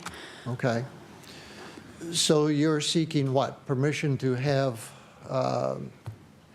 tell me precisely what you're seeking. I'm seeking the opportunity to provide something in writing narrowly tailored to whatever is in rebuttal to their transportation experts' testimony on the 20th. Okay? I don't see a problem with doing that, does the city? No, this is. we're City not. doesn't? Yeah. Now, I will leave it to you folks at King County to figure out how to get Mr. Schulteis the testimony to listen to. That's an administrative matter between you folks. Don't bother me with it, please. Are you looking for a specific amount of time now, or is this something we can discuss on the 20th? We can discuss it on the 20th. I'm not thinking longer than a couple days. It would be a very quick. But you've got to get a copy of the digital recording first, of at least that part of the proceeding, right? I'm And then you just gotta- thinking if there's another way You got to to do shoot that. it to Mr. Schulteis, which is, if it's electronic, that's easy. Then he's got to listen to it, and we don't know how long it'll be. 5 minutes to 2 hours. Who knows? Then he has to have a chance to prepare it. I don't think you want to set yourself down for only 2 days. I think this would be better to decide on the 20th. It Okay. may be that after their expert testifies, we don't even think it's necessary. Okay. I will leave it to you to bring it up on the 20th. Okay? Noted. Is there any other scheduling matter you wanted to talk about? No, I don't think so. Okay. Then, does the county wish to provide any rebuttal testimony or evidence? And if you do you want to start now, or do you want to have an early lunch and start after lunch? We do want to call Jenny Bailey again for rebuttal, and we would like an early lunch. to You'd like prepare an for that, early yes. lunch? Okay. Hearing no objection to an early lunch, an opportunity for which I didn't provide, that is for the objection. It's 5 minutes of 11. Let's just round things out and say that lunch is from now till noontime. 1 hour and 5 minutes.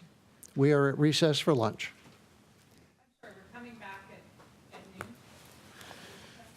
Well, my watch says it's 10:55. Okay, can we get an additional 30 minutes?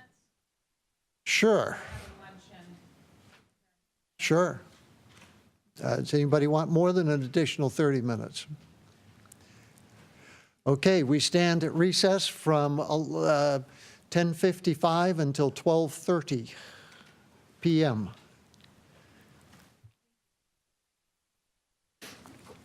Welcome back. Do we need to wait for Mr. Linehan? No, we don't. We don't. Okay, thank you. It is 12:35 p.m. and the noon recess is over. We are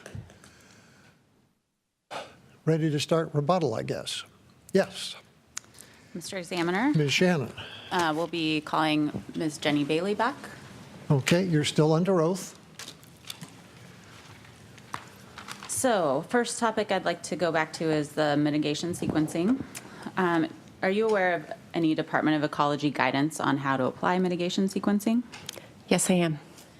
And WAC 173-26-2012E explains that mitigation sequencing should be reasonably accomplished through practicable alternatives. Does that sound correct?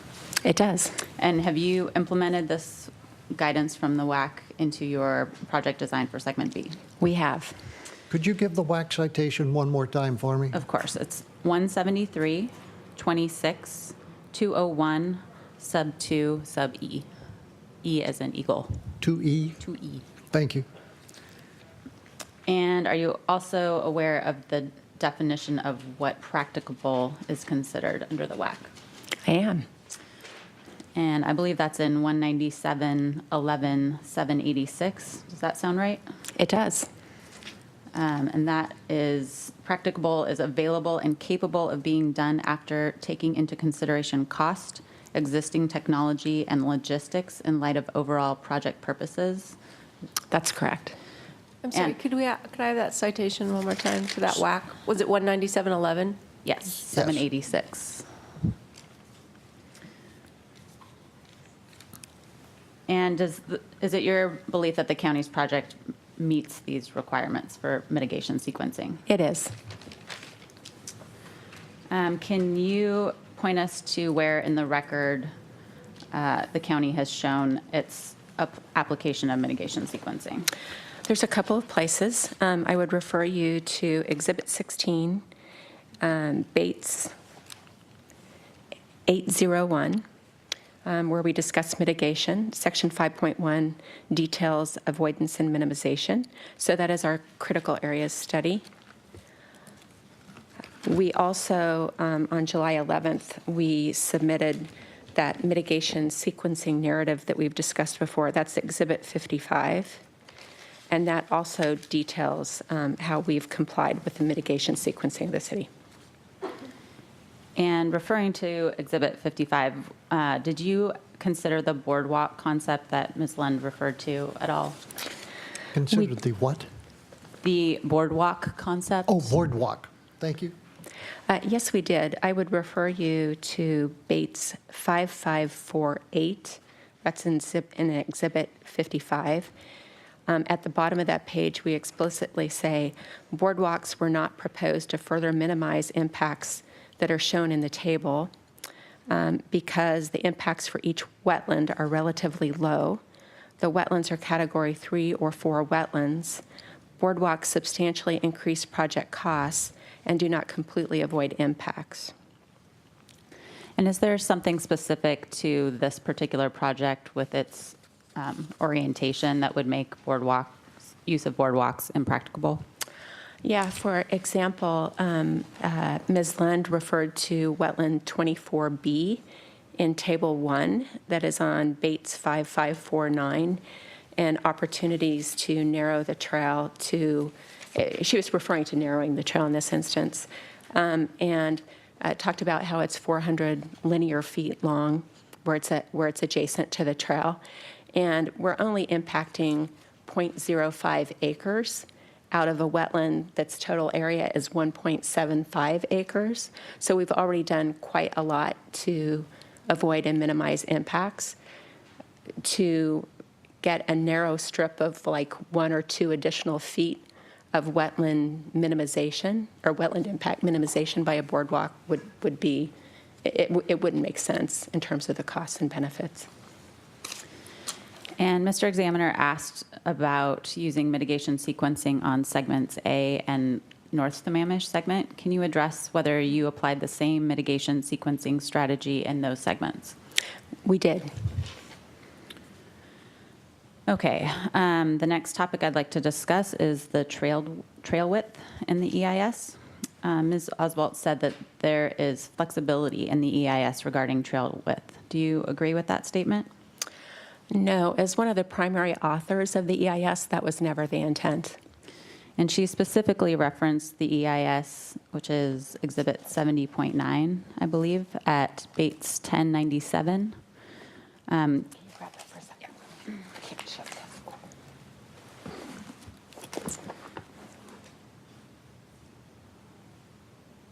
Can you explain, in your professional opinion, what this section provides in terms of establishing the minimum width? Yeah, so the section is specifically called Reducing Trail Width. What's our Bates number for me, please? 1097. Thank you. It's a one-paragraph discussion about reducing trail widths. What it says in closing, specifically, a narrower configuration could be considered at locations along the corridor alignment where wider shoulders or a separated soft surface trail are proposed. So it was referring to those sections that were wider than the 18-foot minimum. It was never suggesting that we would narrow beyond the 18 feet. And Ms. Oswald also referenced Exhibit 70.11 at page 1729. And I think actually the correct page will be 1730.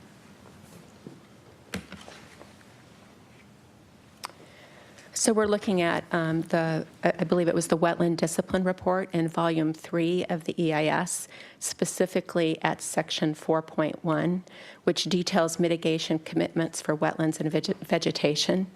And as Ms. Oswalt had noted, one of the conditions, or one of the bullets says to continue to avoid and minimize wetland and vegetation impacts by reducing trail widths and turning radii for transitions and shifting alignments to avoid wetlands and buffers. And what I would tell you, again, as one of the primary authors of the EIS, is it was talking about narrowing from some of those wider than 18 feet down to that 18-foot configuration. Okay, the next topic I'd like to talk about is some of the survey concerns that have been raised. Ms. Oswald indicated that she was concerned that there were some details that were not shown on the 60% plans. Are there some things that are typically finalized after the 60% plans? That may be stating the obvious, but right. Yeah, so some of these utility crossings and some of the drainage crossings, it's the type of information that we do detail more in going from 60 to 90. These types of crossings or uses don't influence or change where we would locate our trail. It just influences how we might protect those utilities during construction, or if we need to do coordination to relocate them in advance of construction. so I believe what I heard you say there, and correct me if I'm wrong, is that these types of changes are not going to substantially change the footprint of the trail or the trail orientation. That's correct. And would these types of changes be picked up in your regular field verification process and updating the site plans to 90% that you discussed yesterday? Yeah, so consistent with your question yesterday about the comments from Sammamish Water and Sewer, we are taking all that as-built information from the district and incorporating it into our plans as we go. This is just one example. Do you still feel it's not necessary to do a full comprehensive new survey? I don't think we need to do one, no. Is there any indication, or has there been any indication, that there is anything missing in the survey in terms of critical areas that have not been identified? No. After we submitted our original critical area study and received the April 12th letter that included comments from the watershed, we've addressed those comments. And so to the best of our knowledge, everything is depicted adequately with respect to critical areas. Is there any indication that the site plans have any problems with the tree identification, significant tree identification?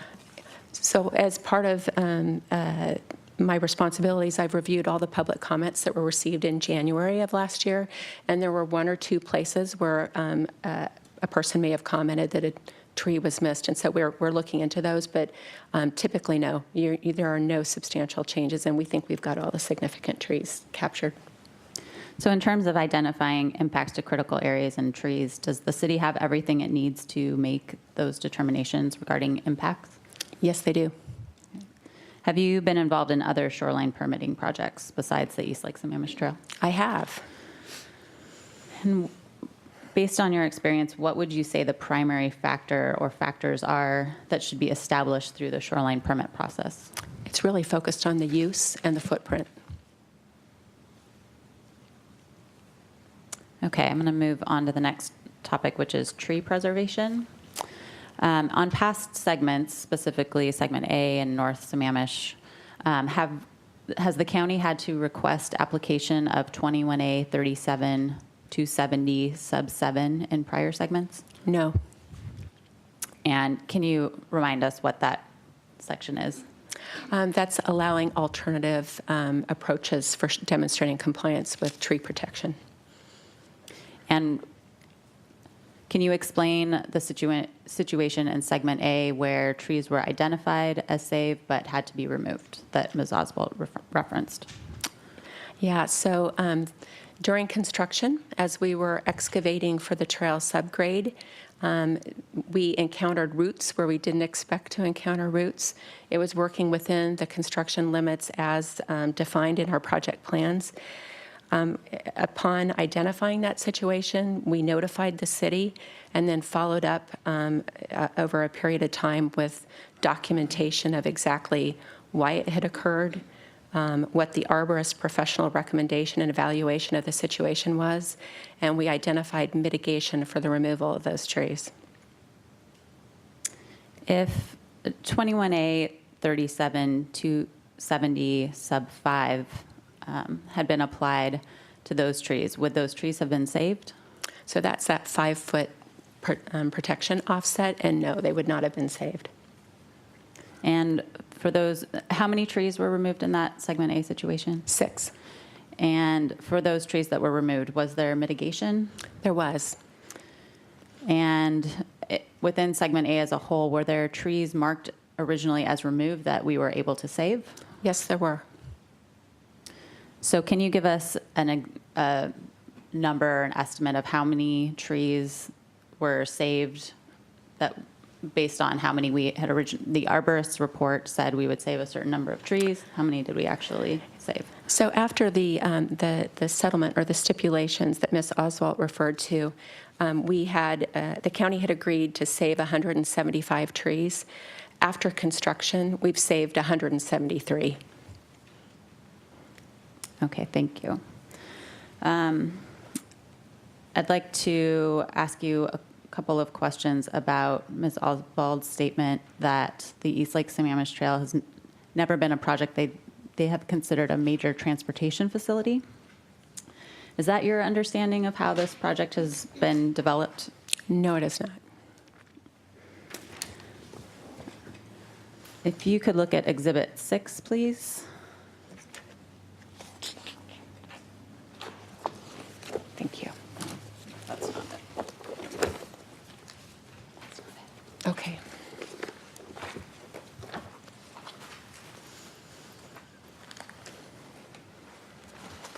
Can you tell me what this document is? It is a project narrative dated October 13th, 2016, that was submitted with our permit application to the city. And is there any discussion in our project narrative about the type of facility that we are requesting approval of? So I'm looking at Bates 29, and at the bottom of the page, it says South Sammamish Segment B is part of an approximately 11-mile corridor, regional multi-use trail, and non-motorized alternative transportation corridor. Okay, thank you. And can I turn your attention to Exhibit 70.8? And Bates number 232? This is the environmental impact statement. It is Chapter 1, page, I'm sorry, I'm in the critical area study, sorry. In the original critical area study that was submitted to the city, looking at Bates 232, page 1-1. And is there a reference in that document to the East Lake Sammamish Trail being a transportation facility?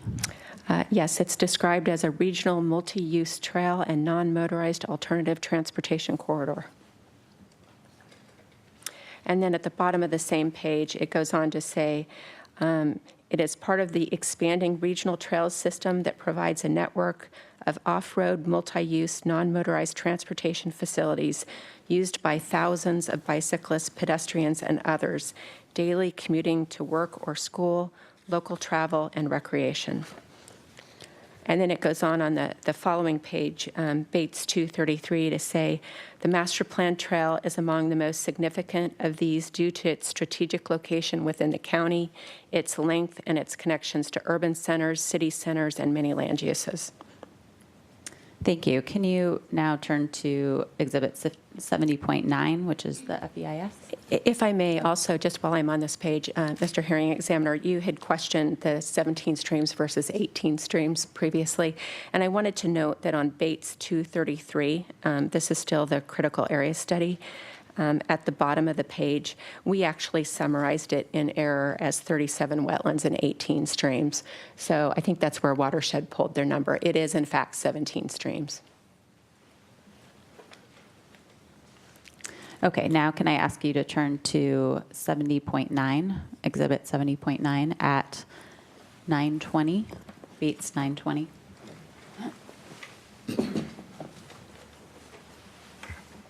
And this is the FEIS.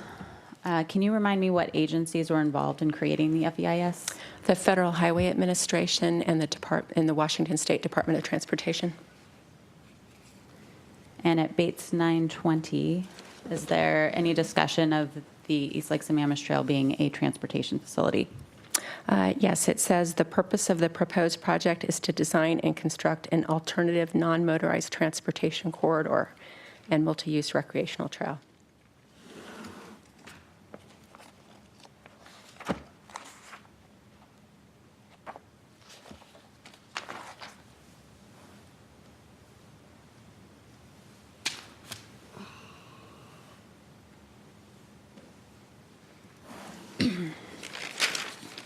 Okay, I'd like to move on to the topic of access, which we've heard a lot about.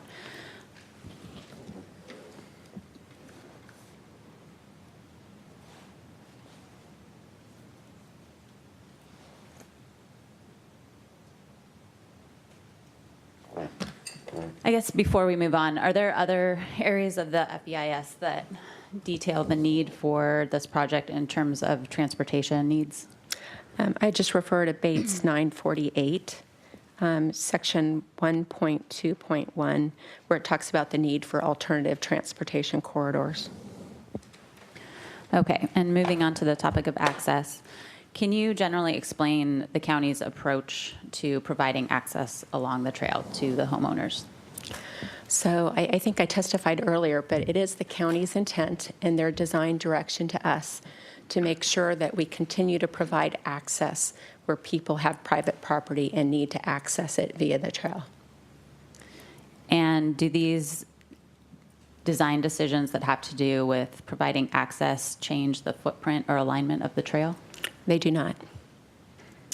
And we heard the example provided for the Rose Large property and the hypothetical that they may have to trespass on their adjacent neighbor's property in order to get to their recreational lot on the other side of the trail. Is there any way that a design decision would be made by the county that would require someone to go on adjacent property and trespass to access their property? No, we would not. Mr. Examiner also asked about fencing and split rail fencing. Can you clarify for us when split rail fencing is used as opposed to chain link fence? I can, and I'm even going to point you to a place in the EIS.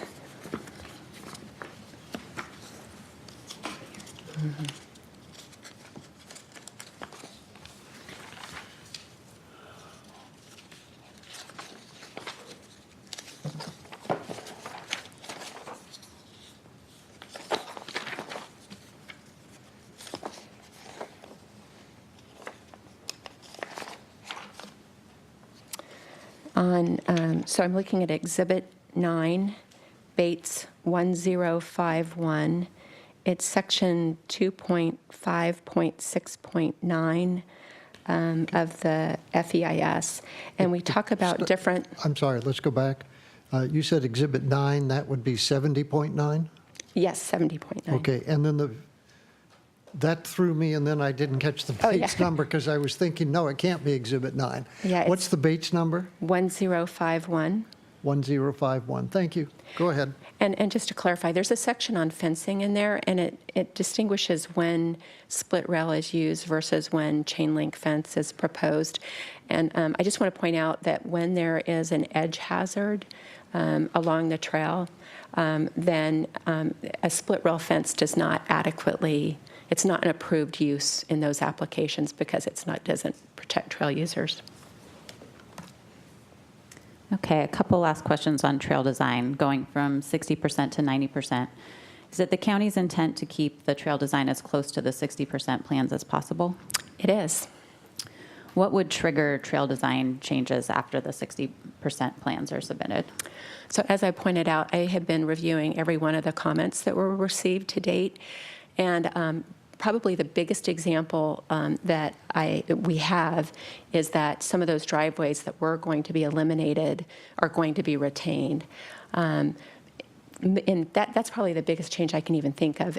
Everything else that I've seen in those comments, there's little minor nuances where we're looking at the way vehicles intersect the trail and cross the trail. We're looking at the way pedestrians move across the trail. But these are fine. It's a fine-tuning of the design and not a major change to the design. So with those types of changes, would you anticipate triggering significant footprint or alignment changes? No.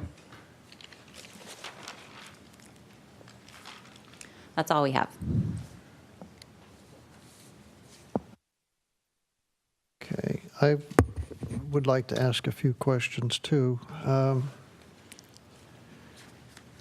me finish a note first.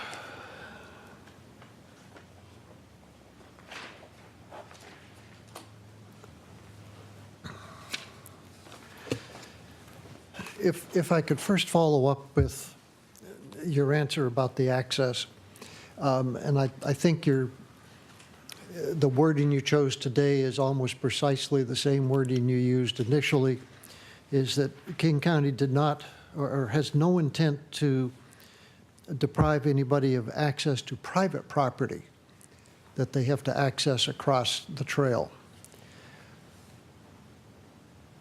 What about those situations where there is a dispute as to who owns the property on the water side of the trail, and the private property owner has improvements on that side of the trail.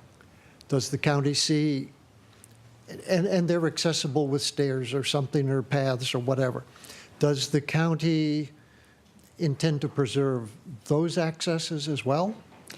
I'll defer that question to the county in rebuttal. You're going to defer it to whom? This is rebuttal. Well, we have it. Are you going to make a Mr. lead? Overton is. Say again? Mr. Overton will be testifying on Oh, the okay, 20th. Mr. so- Overton? Very good. Another reason to come back on the 20th. I spent a chunk of our lunchtime going through the EX sheets in Exhibit 7. And I got out my engineer scale, checked it, and concluded that, thank goodness, this is a 50% reduction, and not some like I've gotten from other places in the past where it turns out to be like a 38.5% or some weird number. So I was able to convert your 1 to 40 into essentially a 1 to 80 scale and make it work. And I followed essentially the B line and compared it to the right-of-way center line. And if I remember from the testimony, I think the first day, I was told that that's the best way to see center line shift between the current interim trail and the proposed master plan trail, right? Correct. Okay. So my conclusion, after going through all, 19 or 21 of these sheets, is that it seems that the trail center line shifts west when there's a wetland close to the east side of the trail, and that it either stays centered or shifts east when there's not a wetland close on the east side of the trail. Is that a gross overgeneralization, or is that reasonably accurate as to the shifts? Because it does, I realized that when I went through it this noon, it goes from dead-on center line to as much as 6 to 8 feet west and 6 to 8 feet east. So your observation is generally true, but keep in mind, in addition to wetlands, we're also looking at the way the geometry works at driveway crossings, the way that adjacent homeowners access across the trail, the way we're looking at trees, we're looking at streams, we're looking at topography. So all of those come into play. But generally speaking, it wouldn't surprise me if you're seeing those shifts, yes. Because wetland minimization was a priority.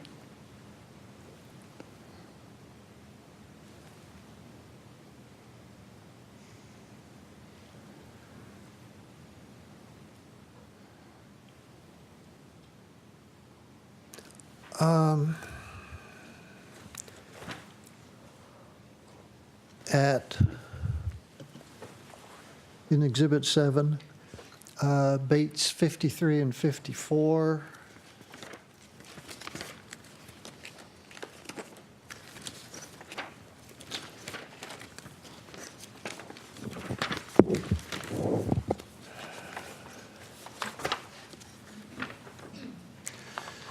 Generally between station 379 and 390. So that's from Pine Lake Creek moving north? That would appear to be true, yes. Okay. We have wetlands 24A and B on either side of the trail. They both appear to be equally close to the trail, and yet the trail shifts 8 feet to the west between these, in that area. Given that there's a wetland on both sides, why the westerly shift? Is there an easy explanation? I can't give you a specific one here, but we look at the size, the classification of the wetlands, how stormwater is moving through these systems, and to make the decisions if we have to pick what wetland is going to be impacted. Okay. On Bates 55, at approximately station 391 plus 75, is there what I would call a westerly chicane at driveway 13? Because at 391, we're maybe a foot east of center line. By 393, we're back crossing over center line again, but in the middle near driveway 13, we're 4 feet west. Is there some explanation that you could give me for that? Not necessarily without referring to some additional notes, but there are a lot of trees going on in this vicinity, and so it probably has something to do with either the way the driveway geometry is working, because there are a number of driveways through here, and then there's also the significant trees. Those would be the primary things.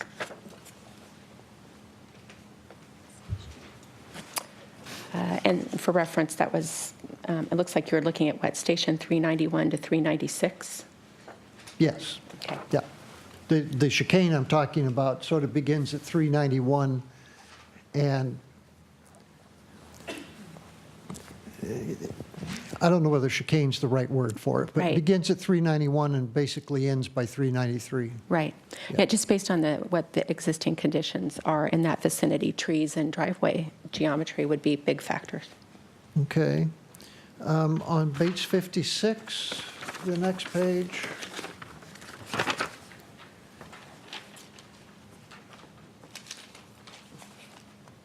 At station 400, we have a 6-foot westerly shift, center line shift, but by station 402, we're back to pretty much a null situation. And we have wetland 25A equally close all the way along through there. Is there- What you see as you start to approach, so what you're describing is from stations 400 to about 403 plus 50. And as you move north from there, the boundary of the wetlands starts to diverge from the trail. And so we're avoiding and minimizing impacts throughout. And as we approach the driveway, it would be the driveway geometry that we're trying to design to for a safe crossing.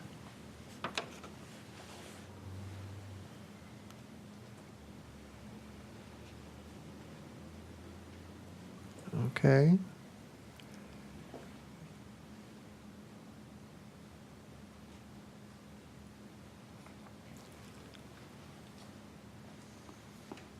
That's driveway number 17. Correct.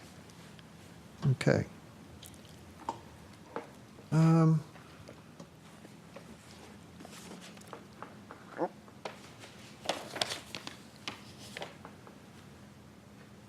At driveway number 18, same page, there's a crossover from an east shift of 2 to 3, maybe 4 feet, to a west shift of 4 feet.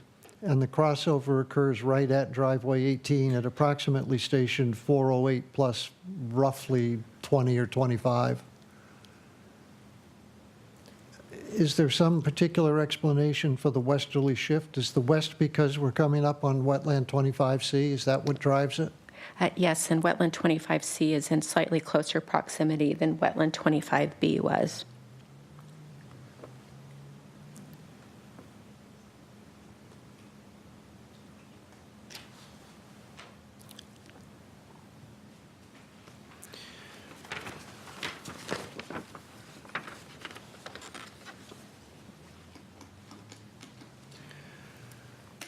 Let's see, at Station 411, driveway number 19.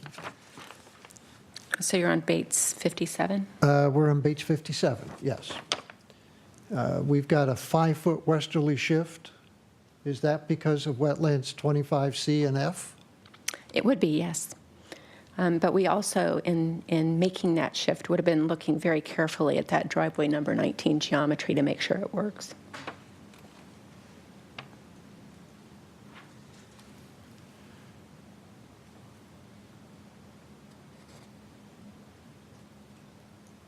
Let's see.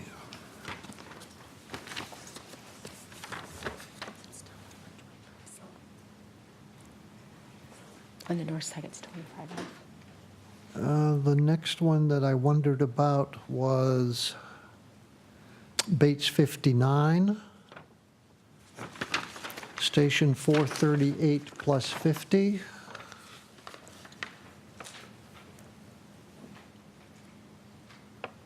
Why the 6-foot westerly shift at driveway 22? We have no wetland apparently on either side, and we do bulge out and come right back again. I am not sure on that one. My lines on my printed copy are pretty faint on existing conditions. There is wetland 25 or 28B that's a little bit south of there, and it looks like as you move north, there is a drainage feature on the east side of the trail, and will that work better? Let me see. Thank you. Let me see if this version works better. Ooh, yeah, much better. Yeah, I'd be using the volume that Ms. Shannon gave me the other day, except it doesn't have Bates numbers on it, so. Right, right. Again, as we're going through a situation like this, we're looking at the wetland 28B. We're looking at the drainage feature that's on the east side of the trail. If we can preserve those open conveyance of drainage, we definitely do that. It's one of our design principles. We're also looking at the geometry of the crossing on driveway 22.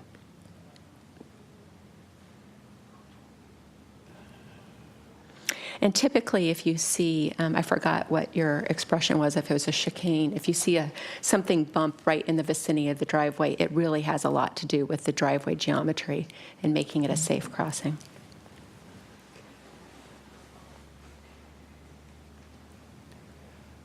And I appreciate that the word chicane, I may be misusing the word chicane slightly because that implies sort of an S-shaped shift.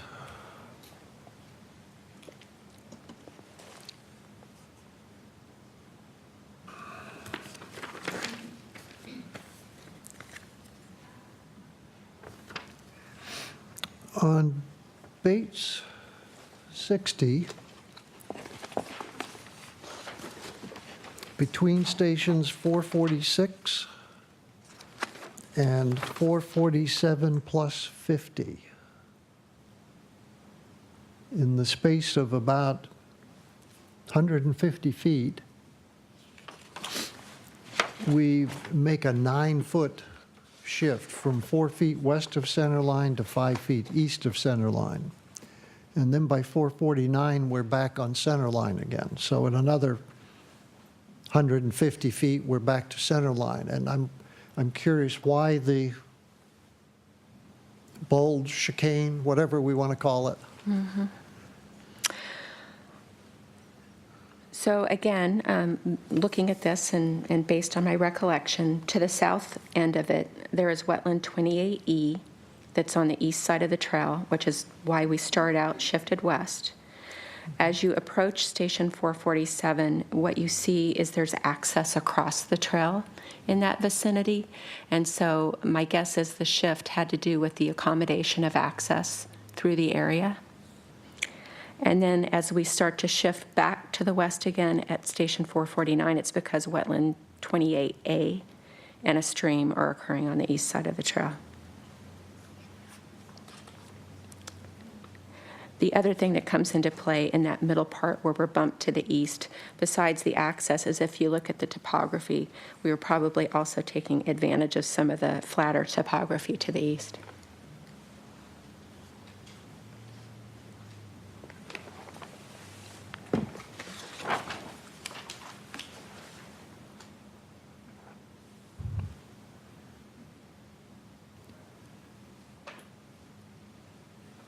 And on Bates 61.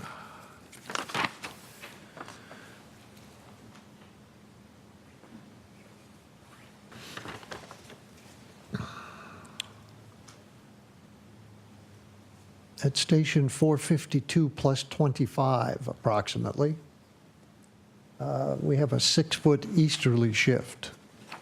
It just, the trail bulges from 451 easterly 6 feet by the time it gets to 452 plus 25, give or take.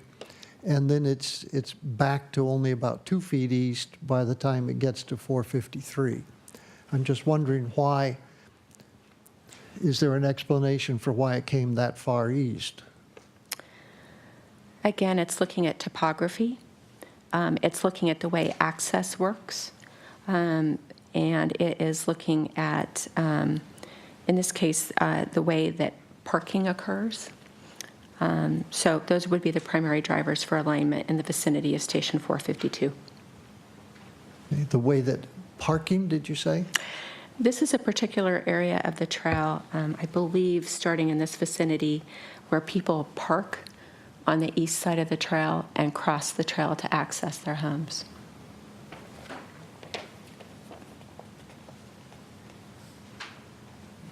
So we're in the trail alignment through here, we are balancing all of those considerations. Okay.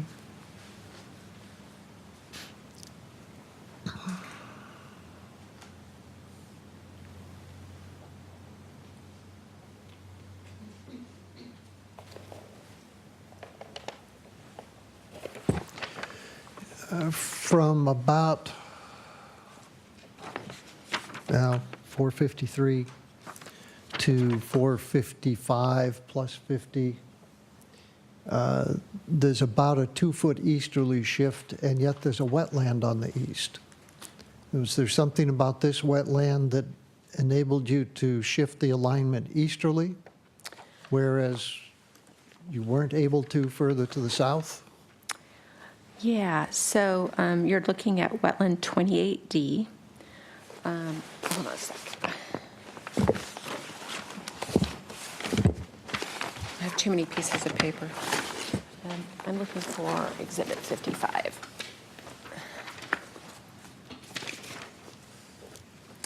And so I'm referring, I'll refer you back to Exhibit 55, which is our mitigation sequencing compliance narrative. Bates 5549. And for wetland 28D, as we say, this small wetland could not be avoided while retaining parking for property owners who park and cross the trail to access their homes. So again, the idea of being able to access, provide access was an important part of our design. Okay.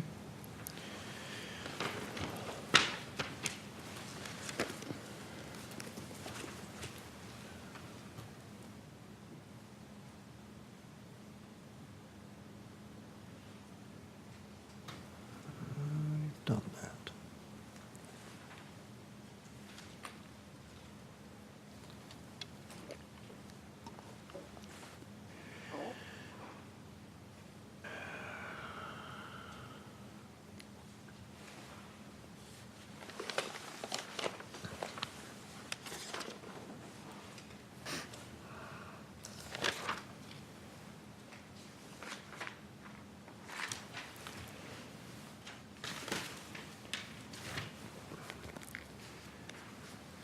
In Exhibit 75,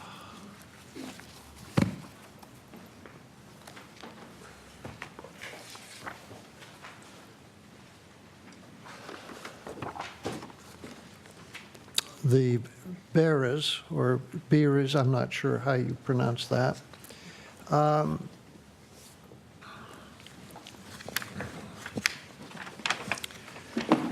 complain about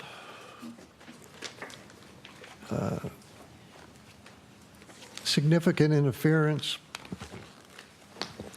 with their beach and dock. That has been there for 40-plus years.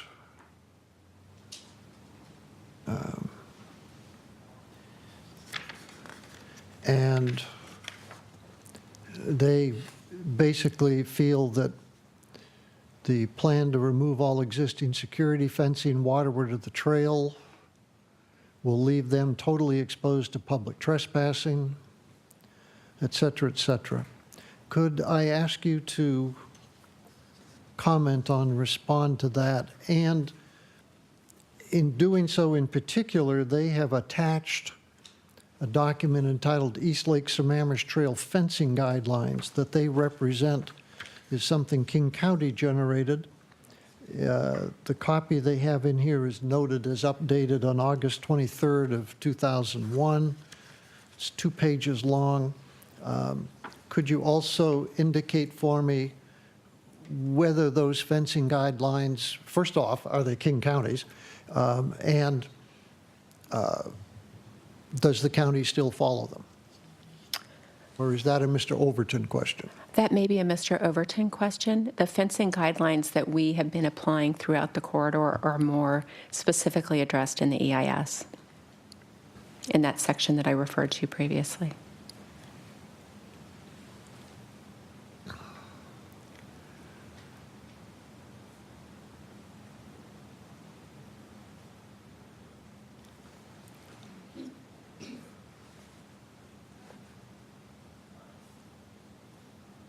How would you respond to the concerns and the complaints of the bearers?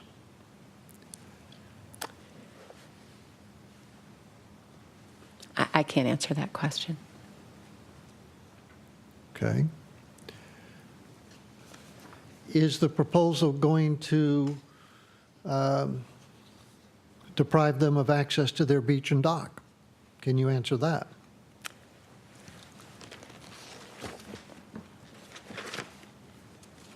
I am going to refer to it specifically. Let's see, they say they're at station 330 to 330 plus 50.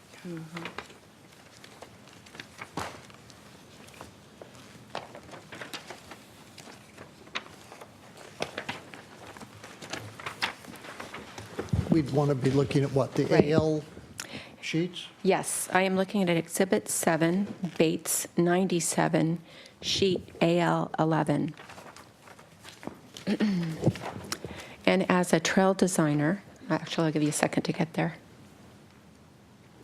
As a trail designer, what we're looking at is the depiction of the trail right-of-way, which in this case extends to Lake Sammamish and beyond. And as we have shown in this current plan, we have a retaining wall that's proposed on the east side of the trail from the left edge of this page, just a little bit south of Station 330, through Station 333 plus 50. And we're not showing access from the west side, from the east side across this retaining wall. Right. There will be access provided to this area if you refer back to the landscaping sheets in this same vicinity. There is some mitigation proposed in this area within the corridor owned by the county. And so there will be a need for access, and that access could also potentially serve for the property owners to the east. Well, okay. Is this a case, I think we've dodged around the semantics, and maybe this is a classic example. According to your diagram, the trail right-of-way goes out into the lake. Bearers claim that they have title to the second-class shorelands, and that they have a 1976 permit from King County for the dock. Now, if I'm reading this plan correctly, their rather fancy bridge that they've built is going to be at least truncated, which means probably have to be torn down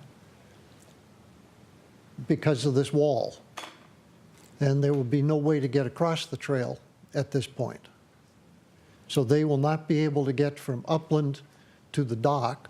The dock is within the area that King County claims it owns. So I'm back to my question then, the semantics that you were using, we provide access to those things of private property. Correct. And I said, does that, and here's an example, the county is not attempting, am I correct with this statement? The county is not attempting to preserve access to docks like this that it contends are within its property. Is that right? I believe the matter of these docks is currently under review. Currently under review. Okay.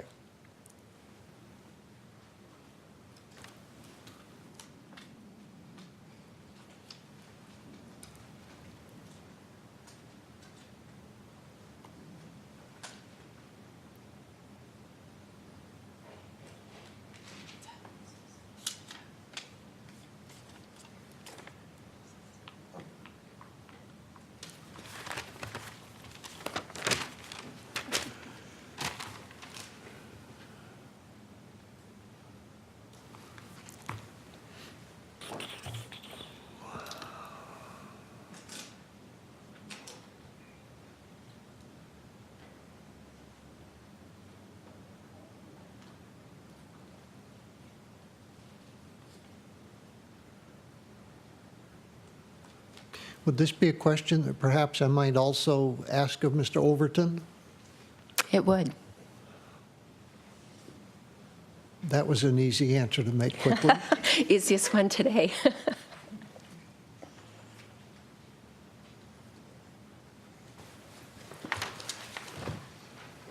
Let's see.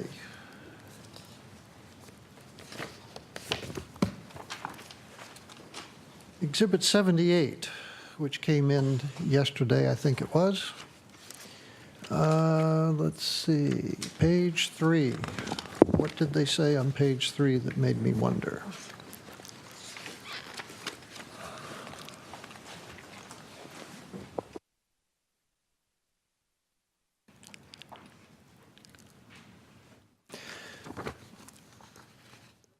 This is the joint statement from the Gottschalks and the Greaves.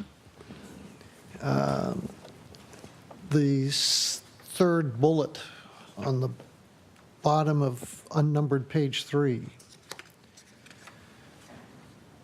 says fact, colon, just 25 stations north of us between stations 352 and 353 can be found the exact same environmental scenario in terms of jurisdictional ditch number 12, wetland 20A, and wetland buffer 20A.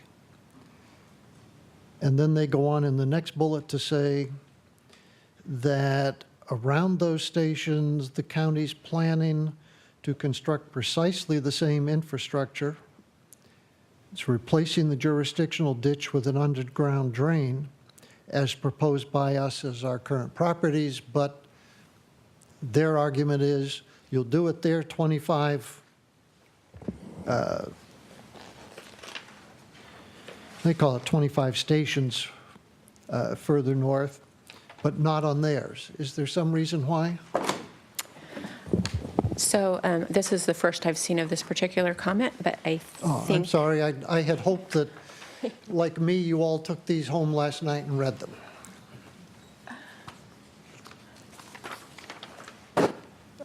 That's not fair for you not to have had a chance to read this. Don't even try to answer the question. Okay. I may have to ask Mr. Overton. He will have had plenty of time to read all of these comments. So I can clarify just at least a little bit of it. At the Gottschalk residence, I'm not exactly sure of their condition, but the stations that he's referring to, or he or she, at 355 and referring to wetland 20A, there's a driveway crossing there. It's driveway number 8. and it crosses the trail and then takes a sharp turn to the south. And so trail design in this area had to factor in how people can get to their homes. And so, again, with this idea that the project isn't going to prohibit somebody from getting to their home, that's a lot of what's driving the design at Station 355.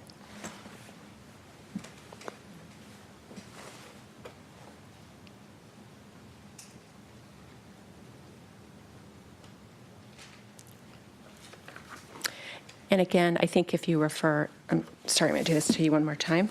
If you refer to Exhibit 55, which is the mitigation sequencing narrative, Bates 5549, when we refer to the impacts to wetland 20A, we say this wetland could not be avoided in order to maintain the access road to residents on the opposite side. Okay. There's a lot of different unique circumstances that occur all over the corridor.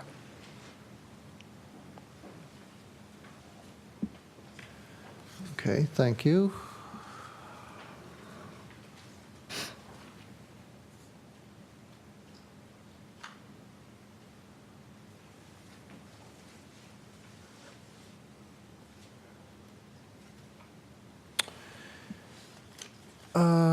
Let's see, where is Mr. Ways?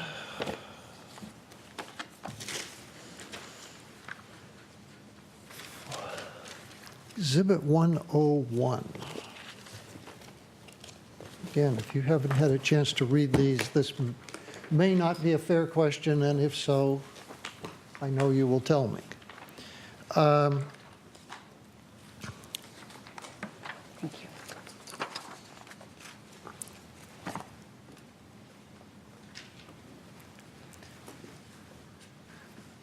Regarding stream 0143L,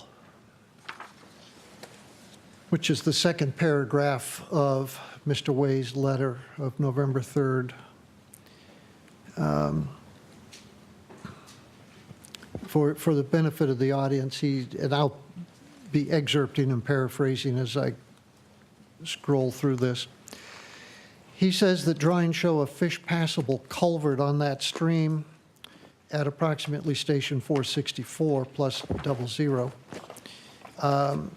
but no stream restoration on the upstream sand-bedded ditch that parallels the trail for 305 linear feet. As a result, the fish passable culvert will be a route to nowhere. No spawning or rearing habitat is available upstream of the existing ditch, of the county's ditch. And he suggests that doing something about that as mitigation would be an exceptional mitigation for wetland and stream impacts for the rest of the corridor and would really benefit kokanee salmon restoration. Could you comment on that? Not today, I couldn't. I need a chance to look at it. Okay. Am I going to see you again?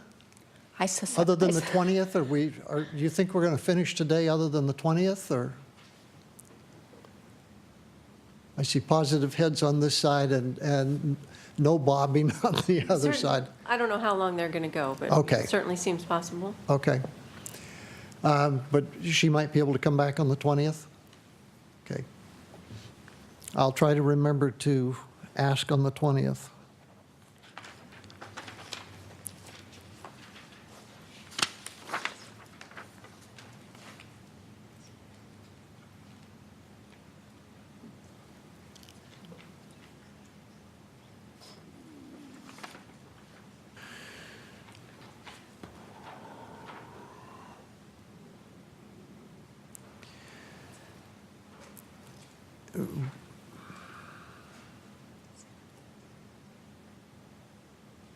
Okay.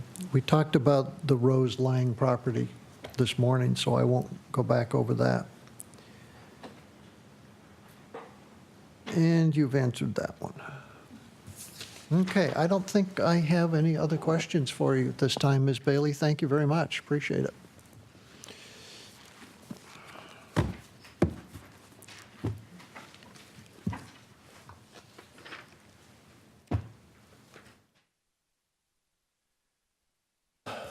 Ms. Fleming, where do we want to go from here? Our next rebuttal witness is Mr. Overton, So we're going to the 20th as far as you folks are concerned. as far as we're concerned, yes. Okay.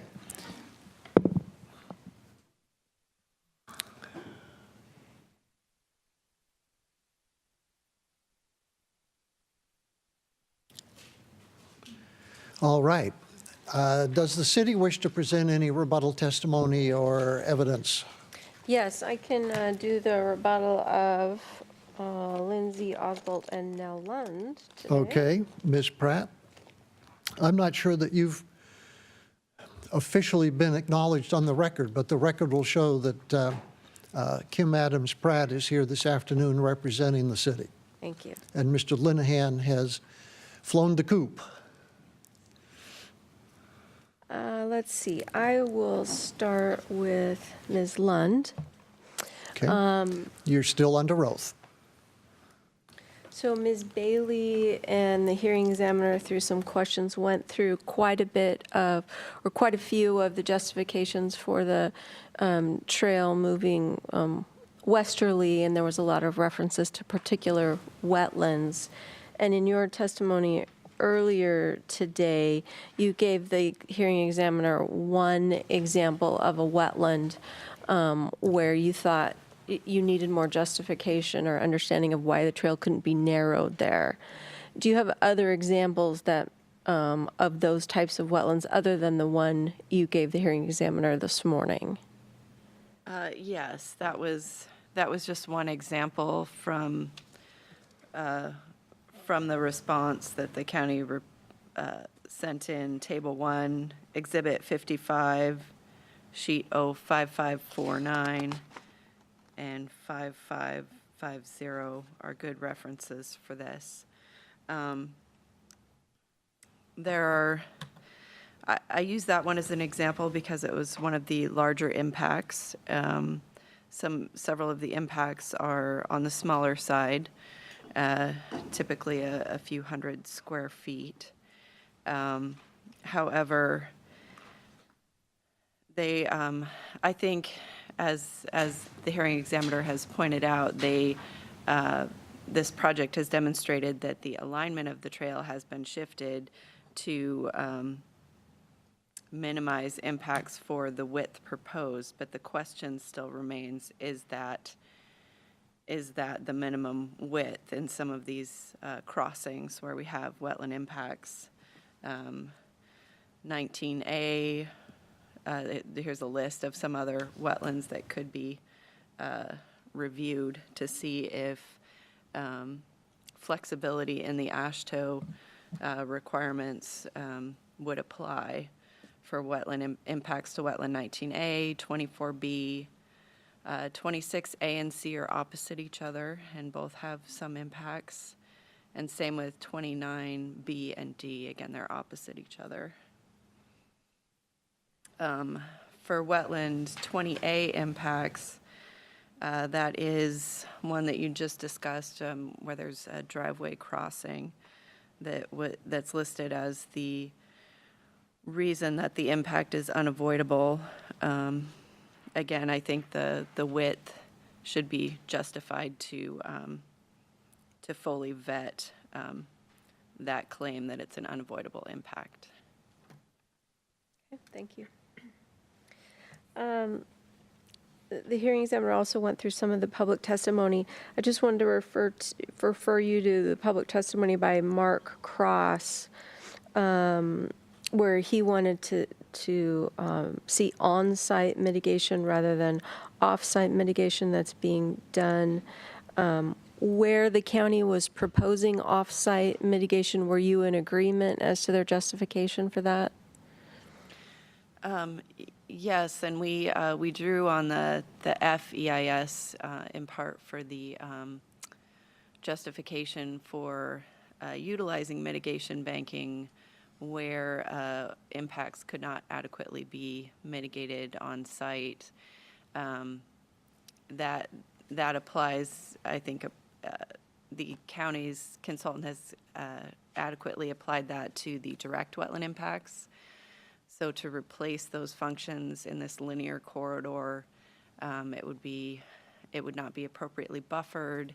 There would be a high risk of failure, and some of the other rationale, which again was listed in the FEIS as well, as the fact that utilizing banking for direct wetland impacts within a linear corridor such as this aligns with ecology guidance and the current direction from the U.S. Army Corps.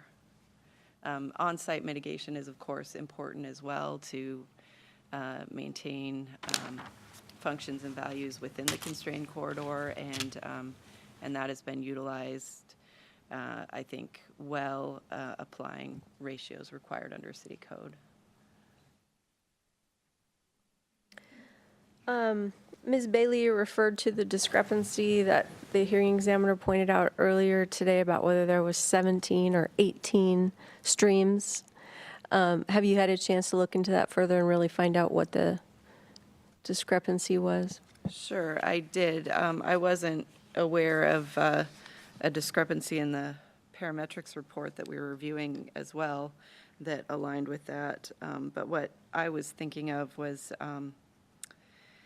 if you look back at that Exhibit 42, and I don't have the page numbers in front of me, but Table 1 in our report of Exhibit 42. Should I wait for a page number? That's fine, just, I can find Table 1 in Exhibit 42 without a Bates number. Fair enough. We noted in that first round of review that Wetland D, a portion of it contained some scour that we recommended that they review that ditched portion of the wetland to see if it met stream characteristics. So that would account for potentially one additional stream in the totaling. They're not proposing to impact this area, so it was ended up being a moot point. And just for reference, that's page 005393 of Exhibit 42.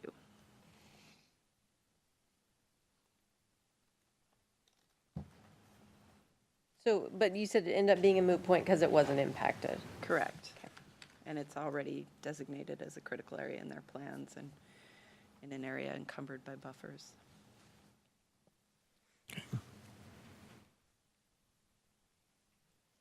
So you'd say 17 streams? I'm fine with the number 17, Okay. yes.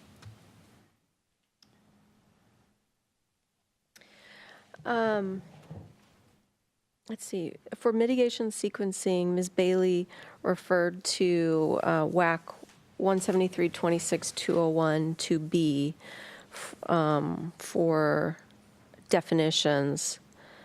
Did you agree with her use of the definition mitigation sequencing? Do you agree with how they use that definition? I feel like that's a hard one to answer Okay. without the WAC in Without front of the me. WAC. It sounded like, I mean, the approach is generally, the use of the term practicable, I think, was aligned with how I've applied that term. Okay.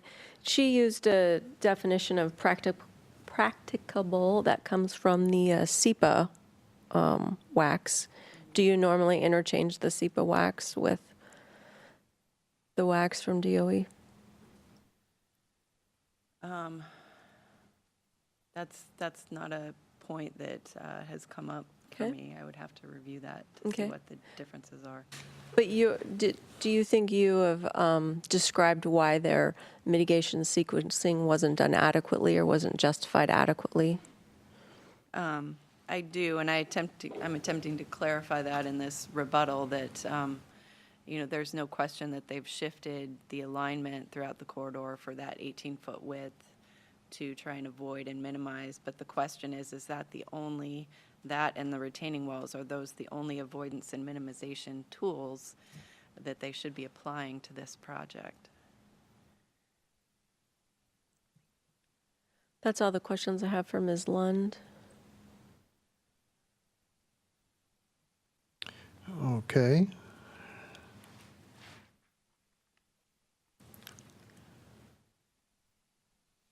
I think I'd only like to follow up on that very last statement. You pose it as a question. Is centerline shifting and construction of retaining walls the only avoidance and mitigation actions that could be done? How would you answer your question, having posed it? Well, the reason I posed it as a question is that I feel like that decision is reliant on more than just critical area considerations, such as safety and, access, geometry, things that are beyond my expertise. Those components all have to be reviewed where they conflict to see what has the highest priority.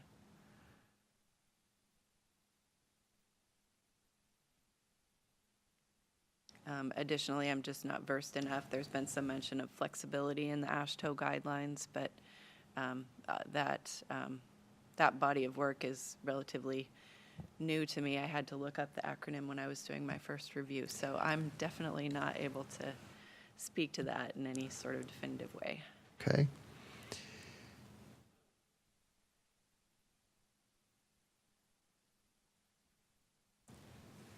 As a PWS, I think I know how you would answer this question, but I'm going to ask it anyway.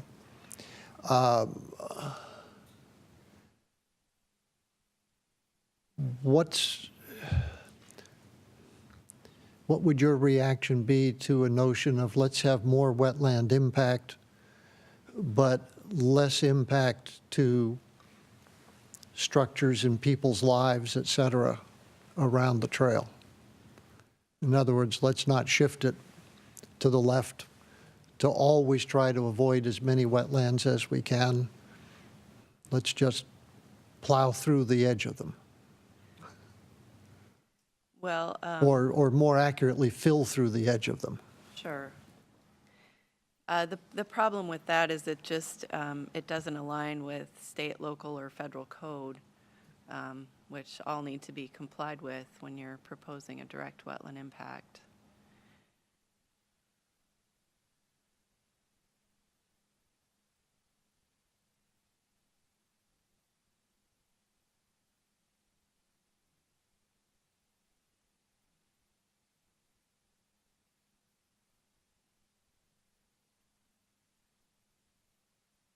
So then, essentially, the only alternative to, if one wanted to try to avoid some of the westerly shift, the only alternative would be to reduce the cross-section dimensions of the trail. At the point Because I if shifting mentioned it, if shifting it to the east and filling through the edge of some wetlands is not consistent with federal, state, and local laws, right. then if you wanted to keep it from going as far west, the only way to do it is to shrink the cross-section. Would that seem to you to be? That's my thought process, yes. Okay.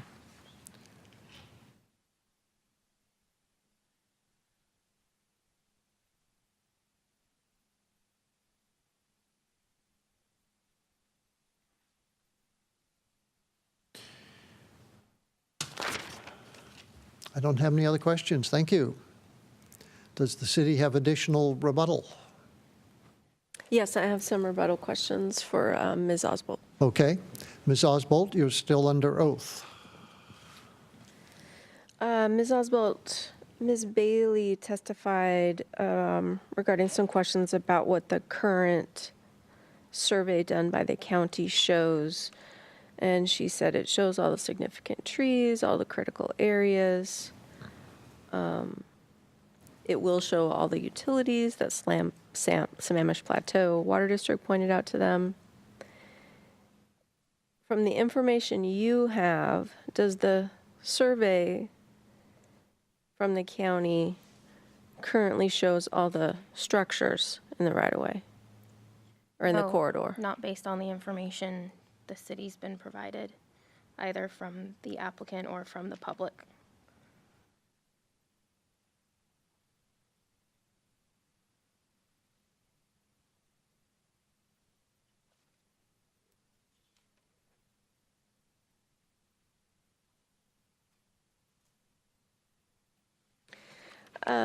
Ms. Bailey went through the FEIS in her testimony and pointed out places where transportation or had been used to, transportation facility had been used to define what the trail was going to be used for. Had you ever heard before the testimony during this hearing about this being a connection to the light rail system? I had not heard that. That was a surprise to me to hear. And did that change the magnitude of the project in your mind? I think that there's definitely a potential for the scope creep to occur. What's scope creep? Our understanding of the use and the intent of the corridor as primarily a recreation facility, understanding that it connects to other trails and that there would be some sort of non-motorized transportation of folks, navigating between the trails for other purposes other than recreation, but recreation was what the main focus appeared to be.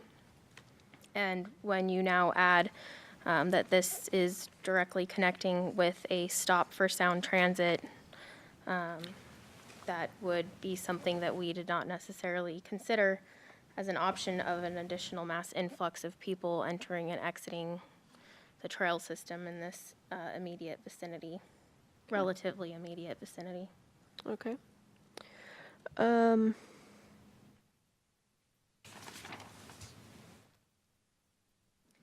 going to go back to mitigation sequencing, just to, if you could point out for me where the city asked for further justification from the county.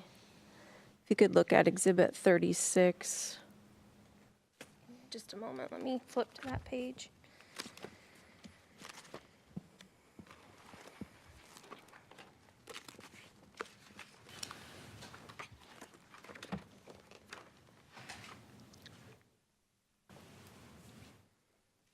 So Exhibit 36 is the city's first review and request for additional information letter. I think page 4 of that letter is what we're Okay. talking about. So that would be Bates number 5306. And under trail design, we talk about the need to understand sensitive features and that, let's see here, under the guidance established by the City of Sammamish Comprehensive Plan, policies, both shoreline jurisdiction resources and environmentally critical areas, resources are regulated with the purpose of avoiding, minimizing, and mitigating impacts from development and land uses by requiring permit applications and project designers to consider and apply mitigation sequencing to their projects. While the application materials provided with the application for the shoreline substantial development permit in support of the proposed trail facility do appropriately, with some required revisions and corrections, identify sensitive features such as, and then it lists a number of things. The application does not include an adequate description of how the project complies with the requirement that mitigation sequencing be considered and applied during the project. And then we go on, that goes on to page 5 or 5307, say, for example, what design considerations and accommodations were made to avoid and minimize impacts to the shoreline resources, streams, wetlands, trees, and existing vegetation, and then ask for specific, the rest of that paragraph, we ask for specific examples to be shown. And I believe the county's response is in Exhibit 55, is that right? Sounds correct. Let me.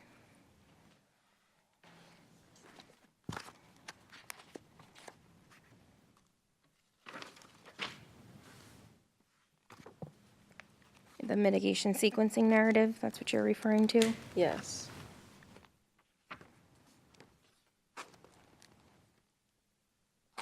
Yes, that's what is the Okay. mitigation sequencing. My question then is, did that address the information you had requested in the city's Exhibit 36? Based on our review and our understanding in consultation with Nell Lund, it did not fully address mitigation sequencing.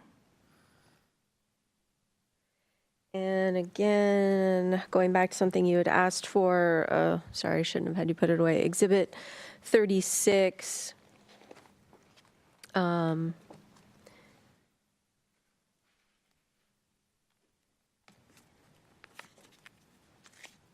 to find a page. Page 2, perhaps, asking them to address some things that were missing from their survey that you'd gotten from comments from the public. Yes, so that actually starts on page 1, I believe, which is 5303, Bates number of Exhibit 36. Staff provided a summary of comments received in the letter. We had a more detailed summary of each comment in the PDF that's a separate exhibit. And I can find that if we need that. But in any regard, we on, page 2, 5304, when under survey had asked for, as a narrative explanation from the comments we received, it had indicated that there was incorrect property boundaries staked in multiple locations along the trail, that the plan set did not show newly constructed residences or garages, and that there was a dispute or a concern over either partially or entirely showing homes or garages within a staked right-of-way, and the concern as to how those structures would be affected by that, with that staking in place. And if you read the paragraph that precedes this summarization on Bates 5303, we ask that each comment be addressed individually. And so I believe the county's responses to those public comments that you asked for is in City Exhibit 68. Yes, that would be the, Okay. their individual responses, comments. It was roughly 200-ish pages, I believe. And did the county respond with updating their survey to show the items that were missing, such as structures? We have not seen an updated survey since that response was completed. Okay. And why does the city need to see a survey showing structures? What does that have to do with an SSDP? To understand the existing landscape of the corridor and the area within the shoreline, which is one of the main objectives of the Shoreline Master Program, is to allow for and to consider that there is no piecemeal development along the shoreline.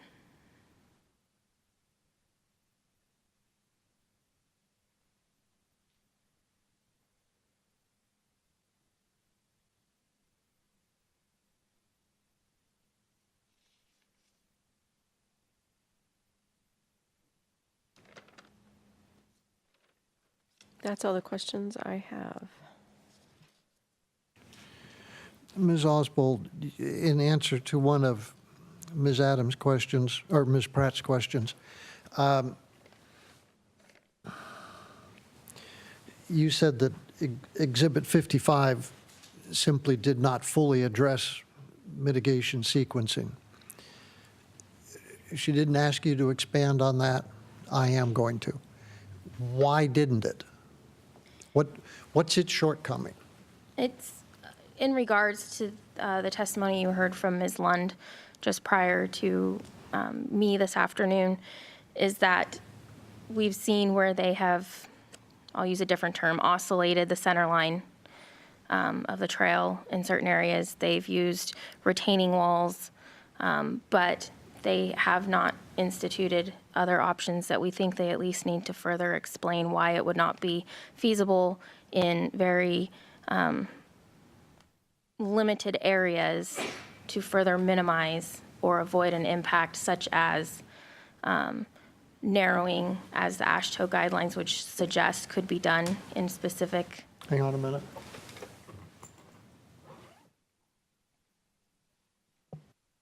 Pen ran out of ink. Continue. Such as narrowing in instances like, and I don't remember the wetland call-out, but where there's a wetland on each side of the trail, is it feasible? And could you consider narrowing it to potentially 10 foot instead of 12 to further minimize or avoid an impact to either or one of those two wetlands, for example?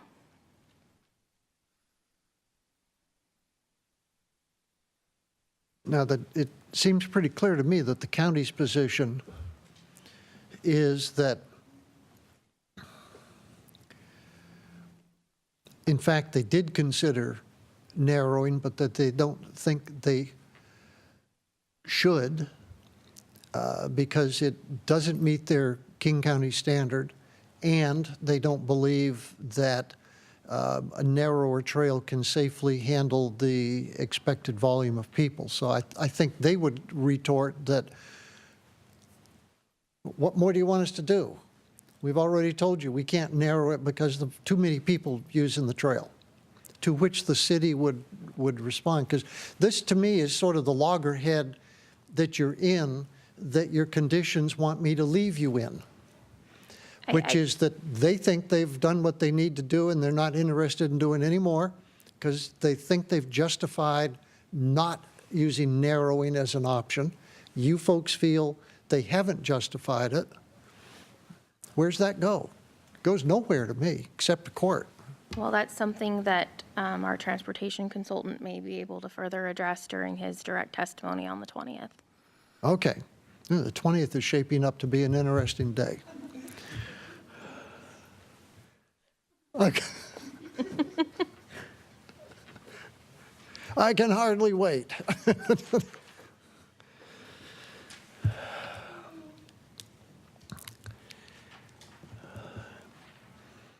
Scope creep. Like that term, scope creep. I can't even say it. Not scope creek, scope creep.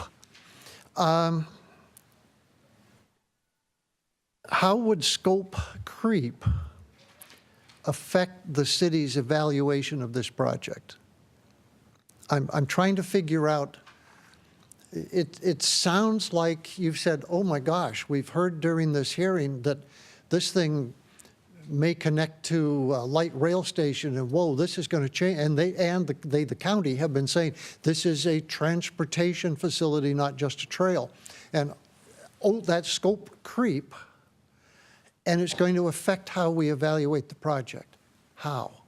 Why? What difference does it make? For the amount of users and the type of use.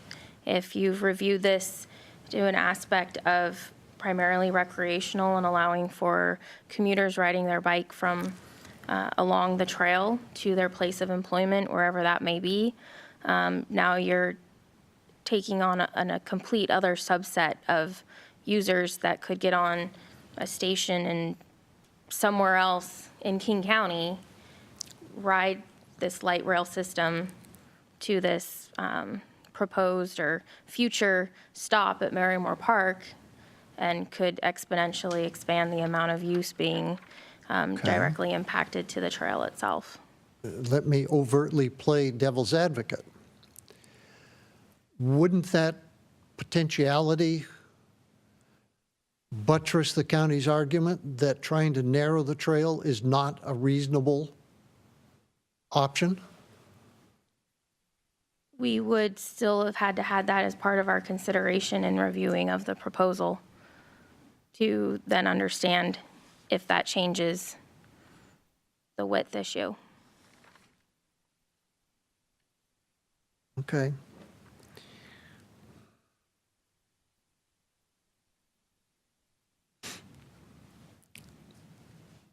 I don't think you really answered my question, but that's okay.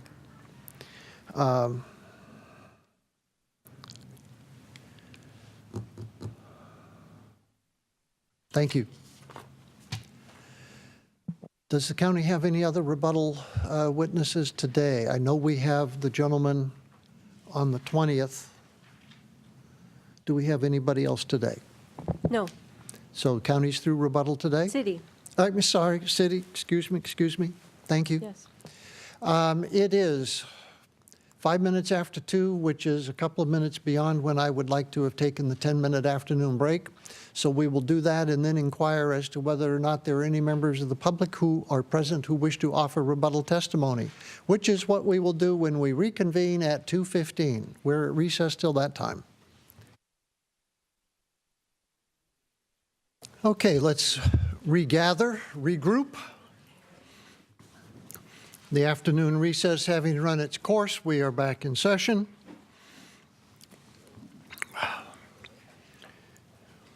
Is there any member of the public who wishes to offer any rebuttal in this proceeding? And I'll try to remember names. I got four takers. First hand that went up was Mr. Cross's. Say again? But I thought Mr. Cross's hand went up first. You were quick on the trigger. And then I think I saw Ms. Bird's hand next, Mr. Brockway's next. It'll come to me. Oh. Do you want to have a time limit on this? Do I need one? We need to turn, okay. We have a different microphone up there than we had before. This is like the one the folks have out front. I So pushed a button and it went green. You're on. I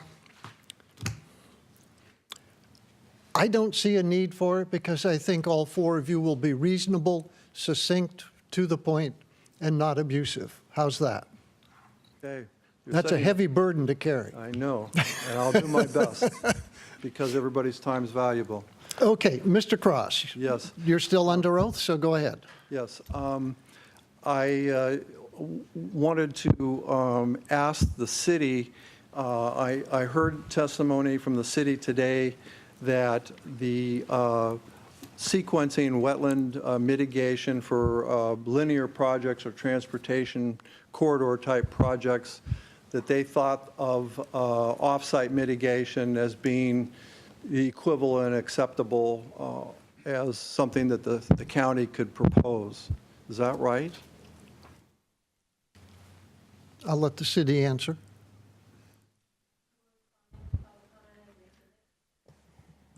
At this point, I don't know how else to get an Well, answer. Ms. Lund isn't no longer here. Oh, If not, make I it can- rhetorical. Then I would probably just end up making statements then. The difference between a corridor, transportation corridor that's for non-motorized transportation where we're looking at impacts on wetlands, whether it's 10 feet wide or 12 feet wide or 18 feet, or really it's the difference maybe 18 and 16, is that the Kokanee recovery streams pass through this project. Bill Way is probably correct. I'll take his expertise that there is a fourth stream that could be rehabilitated, and you mentioned his letter, that his letter was mentioned today. But I really, as a resident who's lived here for 30 years in May, and have used the trail and worked and thought about the impacts of this project, my wish would be that the county could offer wetland mitigation, buffer mitigation, stream buffer mitigation that would be raise the existing conditions through this corridor in this location. Many of the times when, in my experience at Bellevue for 7 years working in utilities and elsewhere, the problem with mitigating streets is that you may only have 60 feet of right-of-way. You're trying to widen a street. It has impacts on wetlands, but you don't have some big rectangle of land where you can do the mitigation. And so off-site mitigation becomes something that is an alternative to on-site mitigation. But I don't see where leaving the impacts of this proposal, whether it's 16 feet wide or 18 feet wide or some other, leaving all the wetlands, the stream buffers, and the wetland buffers degraded through the project corridor that's our Kokanee stream, our primary Kokanee streams, and then replacing that wetland at a remote location that is not potentially have the same ability or the location. Actually, it's not the ability, it's the location to clean water that's coming off of a major arterial, which is East Lake Sammamish Parkway, or to help provide insects and habitat for our kokanee streams, or to be able to provide insect life and refugia or leaves and streams, detritus, to the lake that are like within 50 feet or 100 feet of Lake Sammamish. I just don't see how something that's a couple miles inland at a remote location, although it may be easy and successful to do a wetland at that location, it leaves the impacts unmitigated across this corridor through these critical stream areas. And I just think that's unreasonable, given that the applicant is not constrained as to their ability on their ownership to be able to find solutions in place.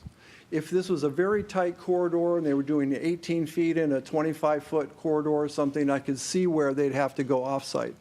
But the county has enough wetlands that have been modified by neighbors and modified by the railroad, that they should be able to do wetland mitigation on-site and actually have the habitat values and functions equal to or in excess of what we have now.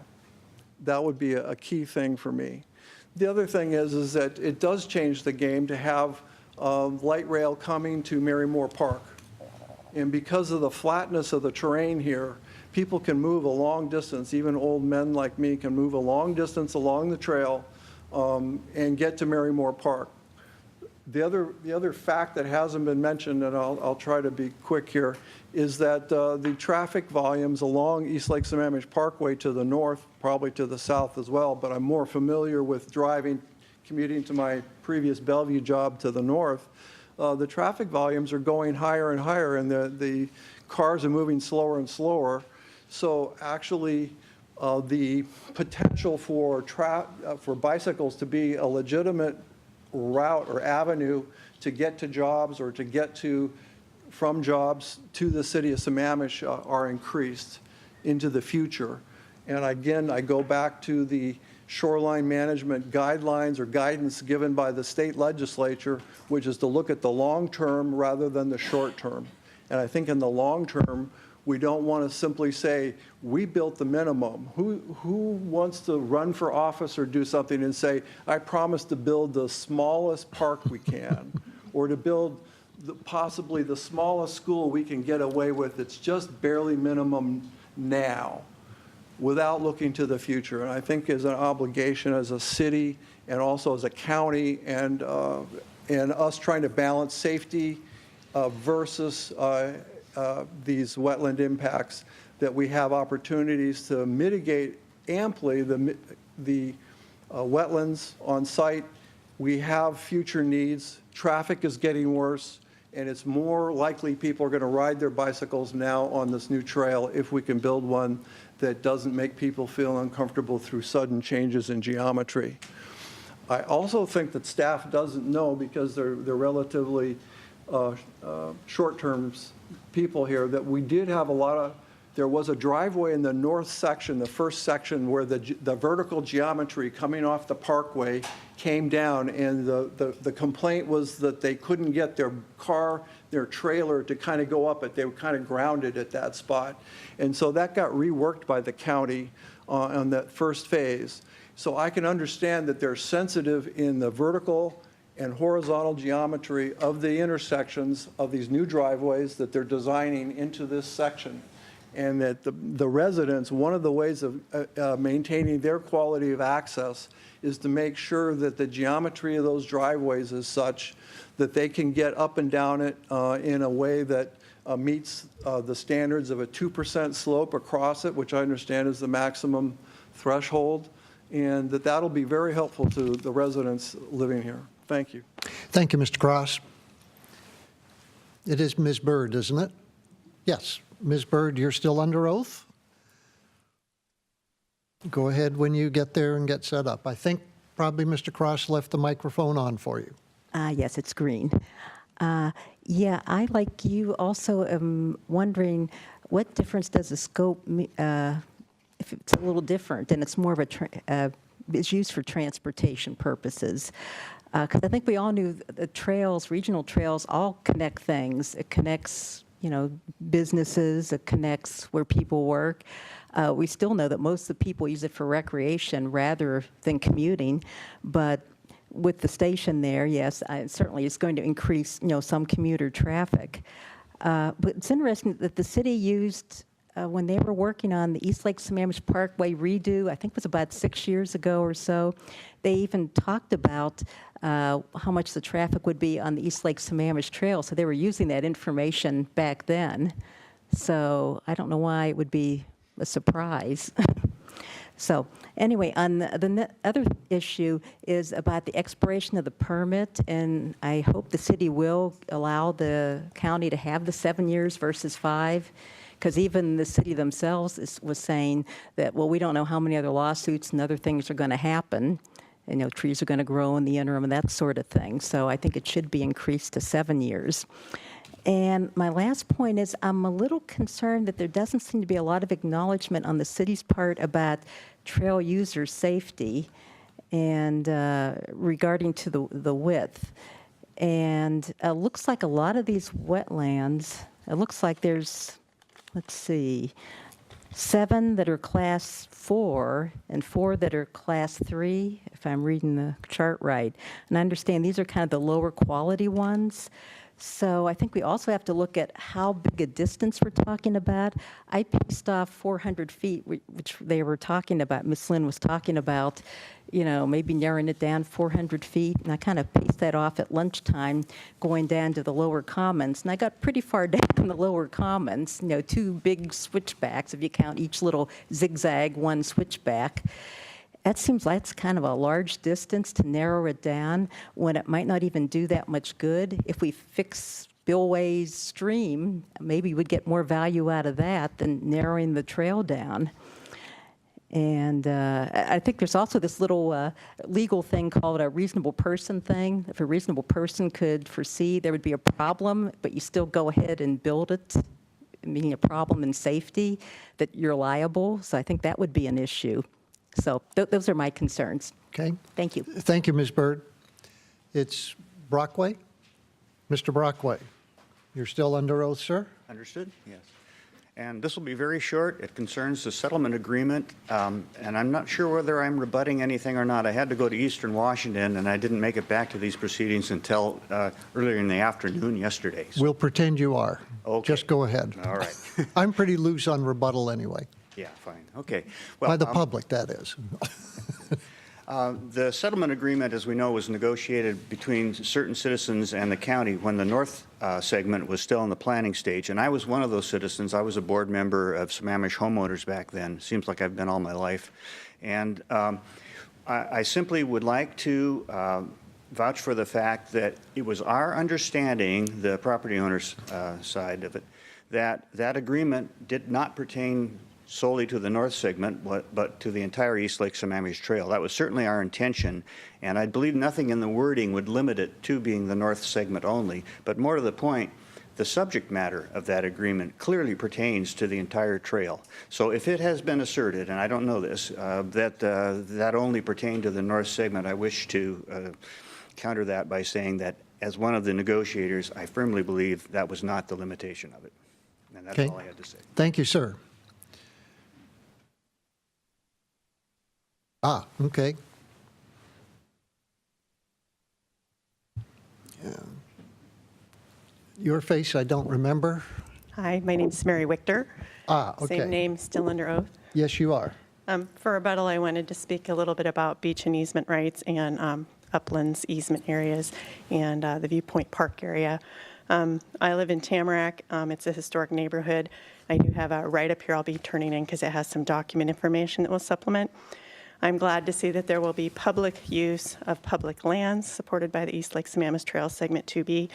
The trail is a wonderful amenity, not only regionally but locally, and we all should be able to enjoy it as widely as possible, and I do mean that literally as well as figuratively. And I'm hoping that during construction, before and after, that there'll be as many access points as possible. And I had written in before about trying to keep more of the construction driveways. In the King County initial response, where they weren't going to do that, or they were only going to keep some, but I heard in testimony on Monday that I believe the county said that they do intend to keep all the driveways based on public input. So I'm hoping that that will count for the construction driveways as well, because I think it's wonderful for public uses and being able to go that you can walk to the trail places rather than having to get in your car and drive to only a few limited places. So I'm hoping that that statement was actually true. We do have an easement which is located near Station 431 to 435, where Tamarack people should be able to go on and to, but I think it would be wise that any places in those areas could be accessed by the regular public as well.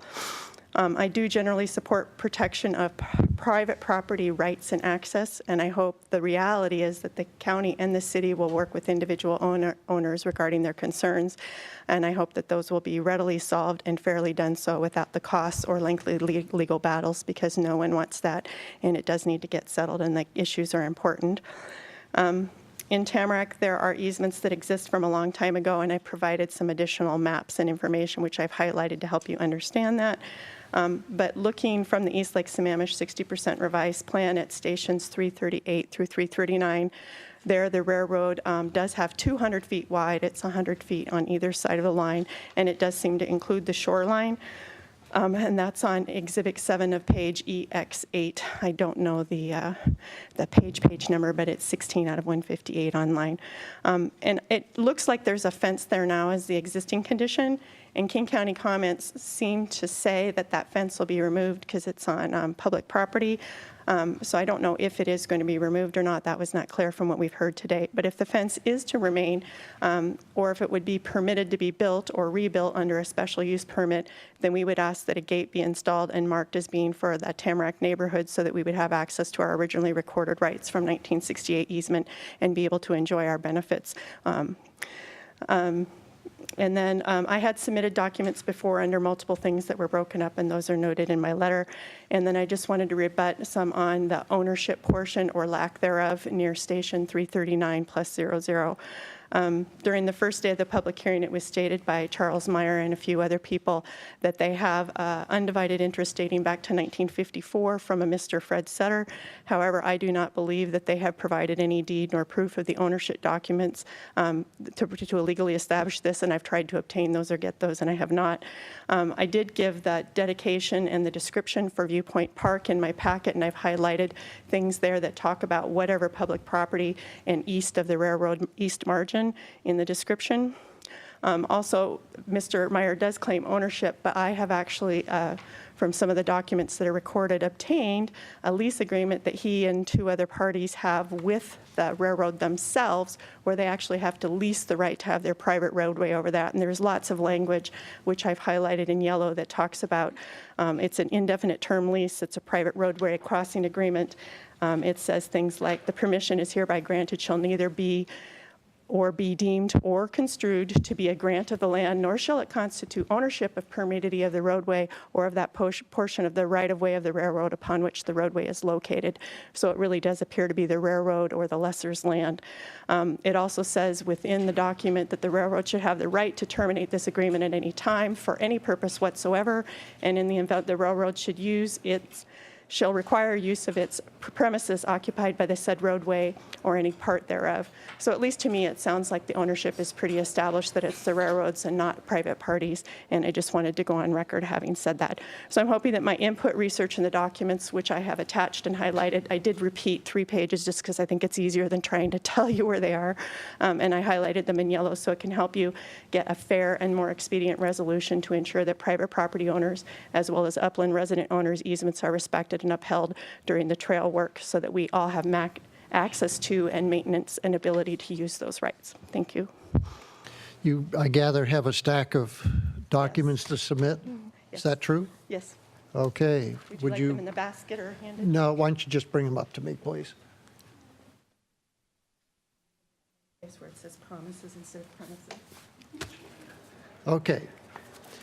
We will enter these documents submitted by Ms. Wichter as exhibit number 112.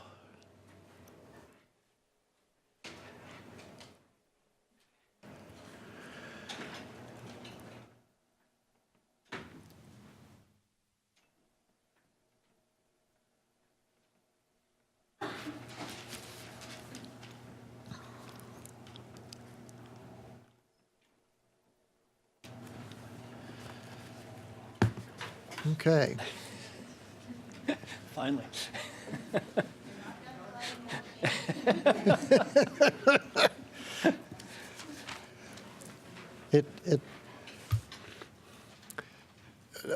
Many years ago, I built scenery for a community theater group for about 16 years, and they actually got me on stage a couple of times in truly non-speaking roles, and watching that come down and seeing the lights dim made me think the curtain's coming down. Okay, Exhibit 112's been entered. There's quite a stack of pages here. If the county would hang around when we're through, I'm sure we can get a copy for you before you leave. That one, they don't need a copy of. This one, they would, and I would too. Thank you. Okay, in the meantime, it's Mr. Hornish, right? Yes. Yes? I have 7 points on rebuttal that I'd like to make. The first one is that I do appreciate King County's design. It does appear as though they did try to avoid a lot of the impact on a fair amount. But I just want to claim or kind of point out that that doesn't mean that they don't have to still comply if they can still avoid or minimize. They're just not relieved by avoiding some that they don't have to still avoid more. They seem to rely on the FEIS in 2010.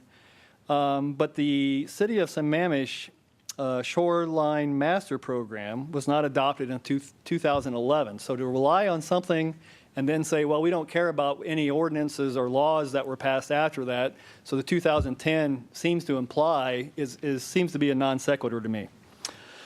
Number two, there was repeated statements that King County didn't have such conditions in Segment 1 and Segment 2A of the trail. And I just want to point out that during the processing of those permit applications, that was the King County Deeper agency that was processing it. So the whole inherent potential conflict may have been there in those prior permits versus this one, which is clearly on the staff of the City of Sammamish. Number three, they say King County had some testimony saying that if they comply with conditions that might be required by the SMC code requirements, that's going to cost a lot more money. But my testimony to rebut that is, so what? The SMC requires developers to spend a lot more money in many, many cases to comply with the code to preserve the environment, which is a critical, very important concern that we should be as stewards of the environment. Number four, as to the ownership issue, there was testimony given by the county to say we don't have the right to put in 2 box culverts, but trust us, we'll get it. I think that goes to show that there is not a complete application. That is part of the application. SMC 20.05.040 for application requirements requires either to have a title report or a consent of the owners, and they admitted they don't have it. So I don't see how there is a complete application in that regard. Now, moving on to Mr. Schulteis' testimony in number 5. He seemed to state very clearly that the City of Sammamish has adopted the AASHTO guidelines as its standards. Now, I will admit that in the code, and this is 21A.30.210 subparagraph 3, it actually uses the word standards, and that's fair. But I don't think that means that they meant it to be standards. And in fact, if you get to the end of that same section, I want to quote for you that I think it makes it very clear that it's not adopting it as standards. It says, cleared areas shall be the minimum necessary consistent with the standards and requirements in the Sammamish Municipal Code, which has a lot of different conflicting information as to saying, and then to make that jump that these guidelines have now become the Sammamish standards, I think is a leap in faith. Continuing on with Mr. Schulteis' testimony, and as point number 6, I've got 3 subpoints here. He says that eventually AASHTO is going to adopt these more inclusion and how you should adopt and consider some of these conflicts and actually do the design.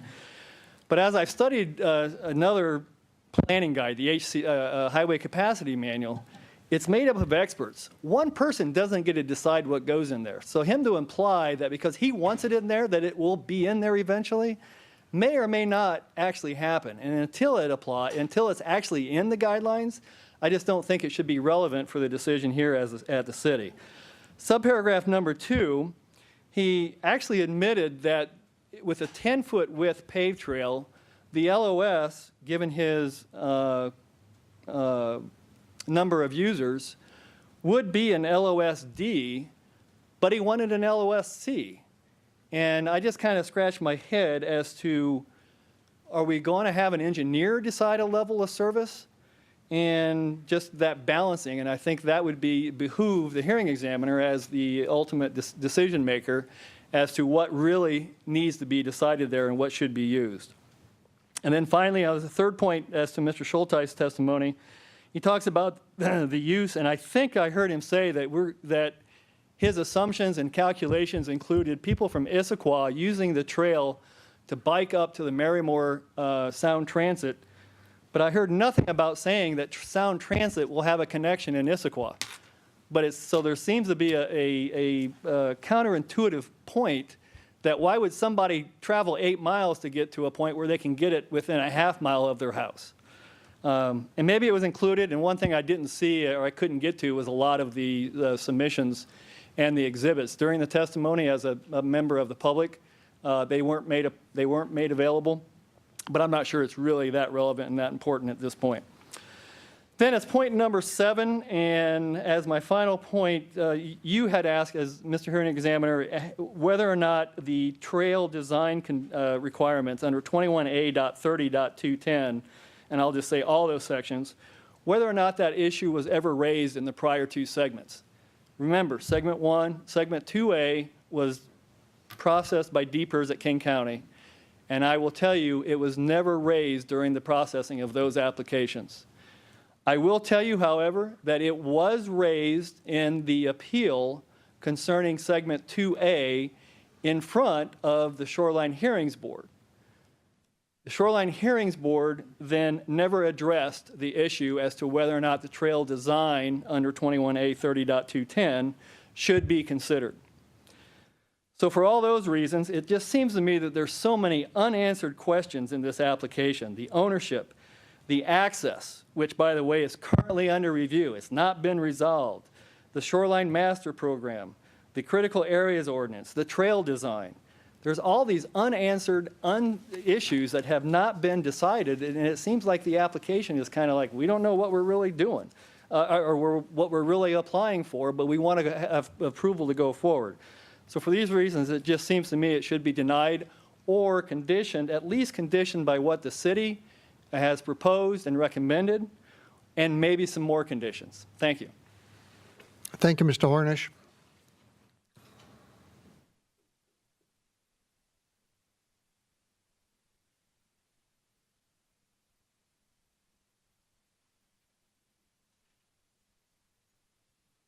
Is there any other member of the public present who wishes to offer any rebuttal testimony in this proceeding? The record will show there is not. Now, if this were a normal hearing, we would be finished. But it's not, because both the applicant and the city have witnesses that they would like me to hear. I don't know whether they'll come with exhibits to add to the record or not, but they certainly have testimony that they want me to hear, neither of whom could be here. Apparently not any day this week, because we had reserved a couple more days this week if needed. Or maybe one of them could be, but the other one couldn't. I don't know. Doesn't matter.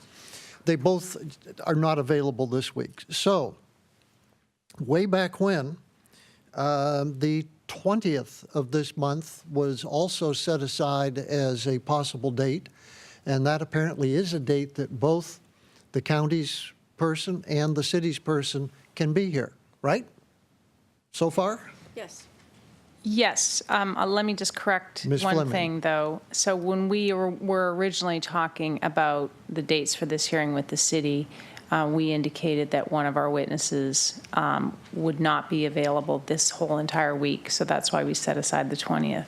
Then we recently heard on the 3rd from Mr. Linehan that their witness was not available until the 20th. So the only new information, that was new information for us, that it impacts our ability to call our expert in rebuttal, which Ms. Shannon addressed earlier. Which we left hanging earlier, if I recall correctly. I think I dumped it back to you folks and said, talk to me later about a solution. So we have a solution which you did address, and that was that we will submit the rebuttal in writing.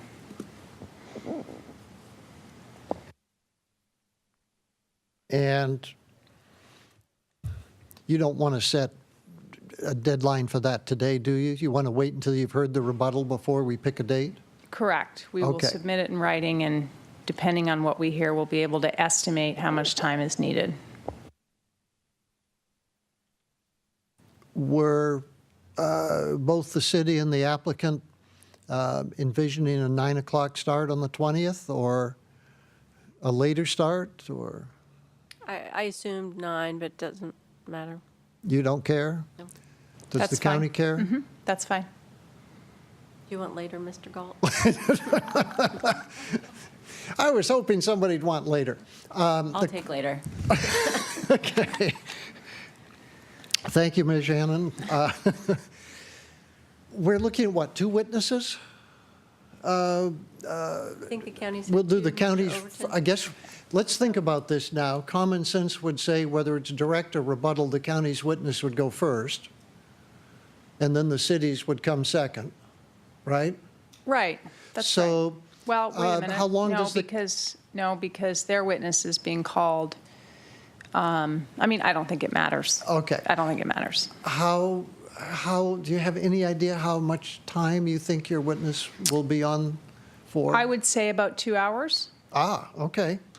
We better go for 9 o'clock, just to make sure that we don't slop over beyond the 20th. How long does the city think its witness may orate for? An hour, An hour, okay. if that. And then yours truly may have some questions, and that should end it, is that right? Now, what about closing? How do you folks want to handle closing? Are you going to do it orally that day? You all going to be ready for that? I wasn't actually used to closing in just a regular hearing. That's not an appeal. It is allowed under the rules of procedure. Well, I don't call it closing. I guess I do call it optional closing statements, yeah. And it would start with the city and then go to the applicant. The rules of procedure do provide for optional written closing. Sometimes I like it, because then I don't have to scribble real fast to keep up with what you might be saying, especially if you're throwing case citations around. Other times, closing statements tend to be shorter, sweeter, and more to the point if they're done orally. I don't care, but I think we probably ought to figure out right now whether we're going with oral or written. And it is optional, so if you say we're going to, either way, you could change your mind on that day and say, we waive closing. Let me ask the city, do you have a preference, oral or written? I usually prefer oral, just so I don't have to write anything after the hearing and I can put it away, but Okay. it turned out to be written, County? that would be fine. Say oral. Well, I think that the complicating factor is just the fact that there will be additional information on rebuttal submitted. We're fine with doing oral closing and with the caveat that we may seek to provide a written supplemental, some sort of supplemental argument if needed. Which I think poses a supplemental problem. argument would be a written closing, so why don't we just do written closings Written, then? okay. We will determine then the date by which written closing is due when we are together on the 20th, after we've heard what we have to hear that day, and you folks can think about it, okay? I don't see any gain to try and sit here right now and figure out what your deadline is for written closing, because we also have a deadline for the potential written rebuttal from Schultes of the other expert. Okay, so I guess all we've settled then is that we know that you folks, the county will have an opportunity to submit some kind of a written statement from Mr. Schultes in response to the testimony from the city's witness. We will pick a date for that when we're here on the 20th. And we have pretty much settled that we're going to have written closing, but we don't know exactly what the schedule for that will be. We will determine that on the 20th. We have agreed, right, that we're going to start at 9 o'clock in the morning on the 20th. And so, unless there is any other procedural matter to transact today, which there appears not to be, it is 5 minutes of 3. Our hearing will stand at recess until 9 a.m. on, see, it's Monday, isn't it, November 20th, 2017, at which time we will reconvene here in the council chambers at City Hall for this sort of out-of-sequence presentation of a couple of rebuttal witnesses. There will not be another opportunity for public rebuttal testimony. We've just done that. You're all welcome to come and listen, of course, but we're not going to go back and rechurn through rebuttal. We will be having written closing, and we'll settle all of that on the 20th. So I will see as many of you as wish to appear on Monday, November 20, beginning at 9 a.m. Until then, we stand at recess.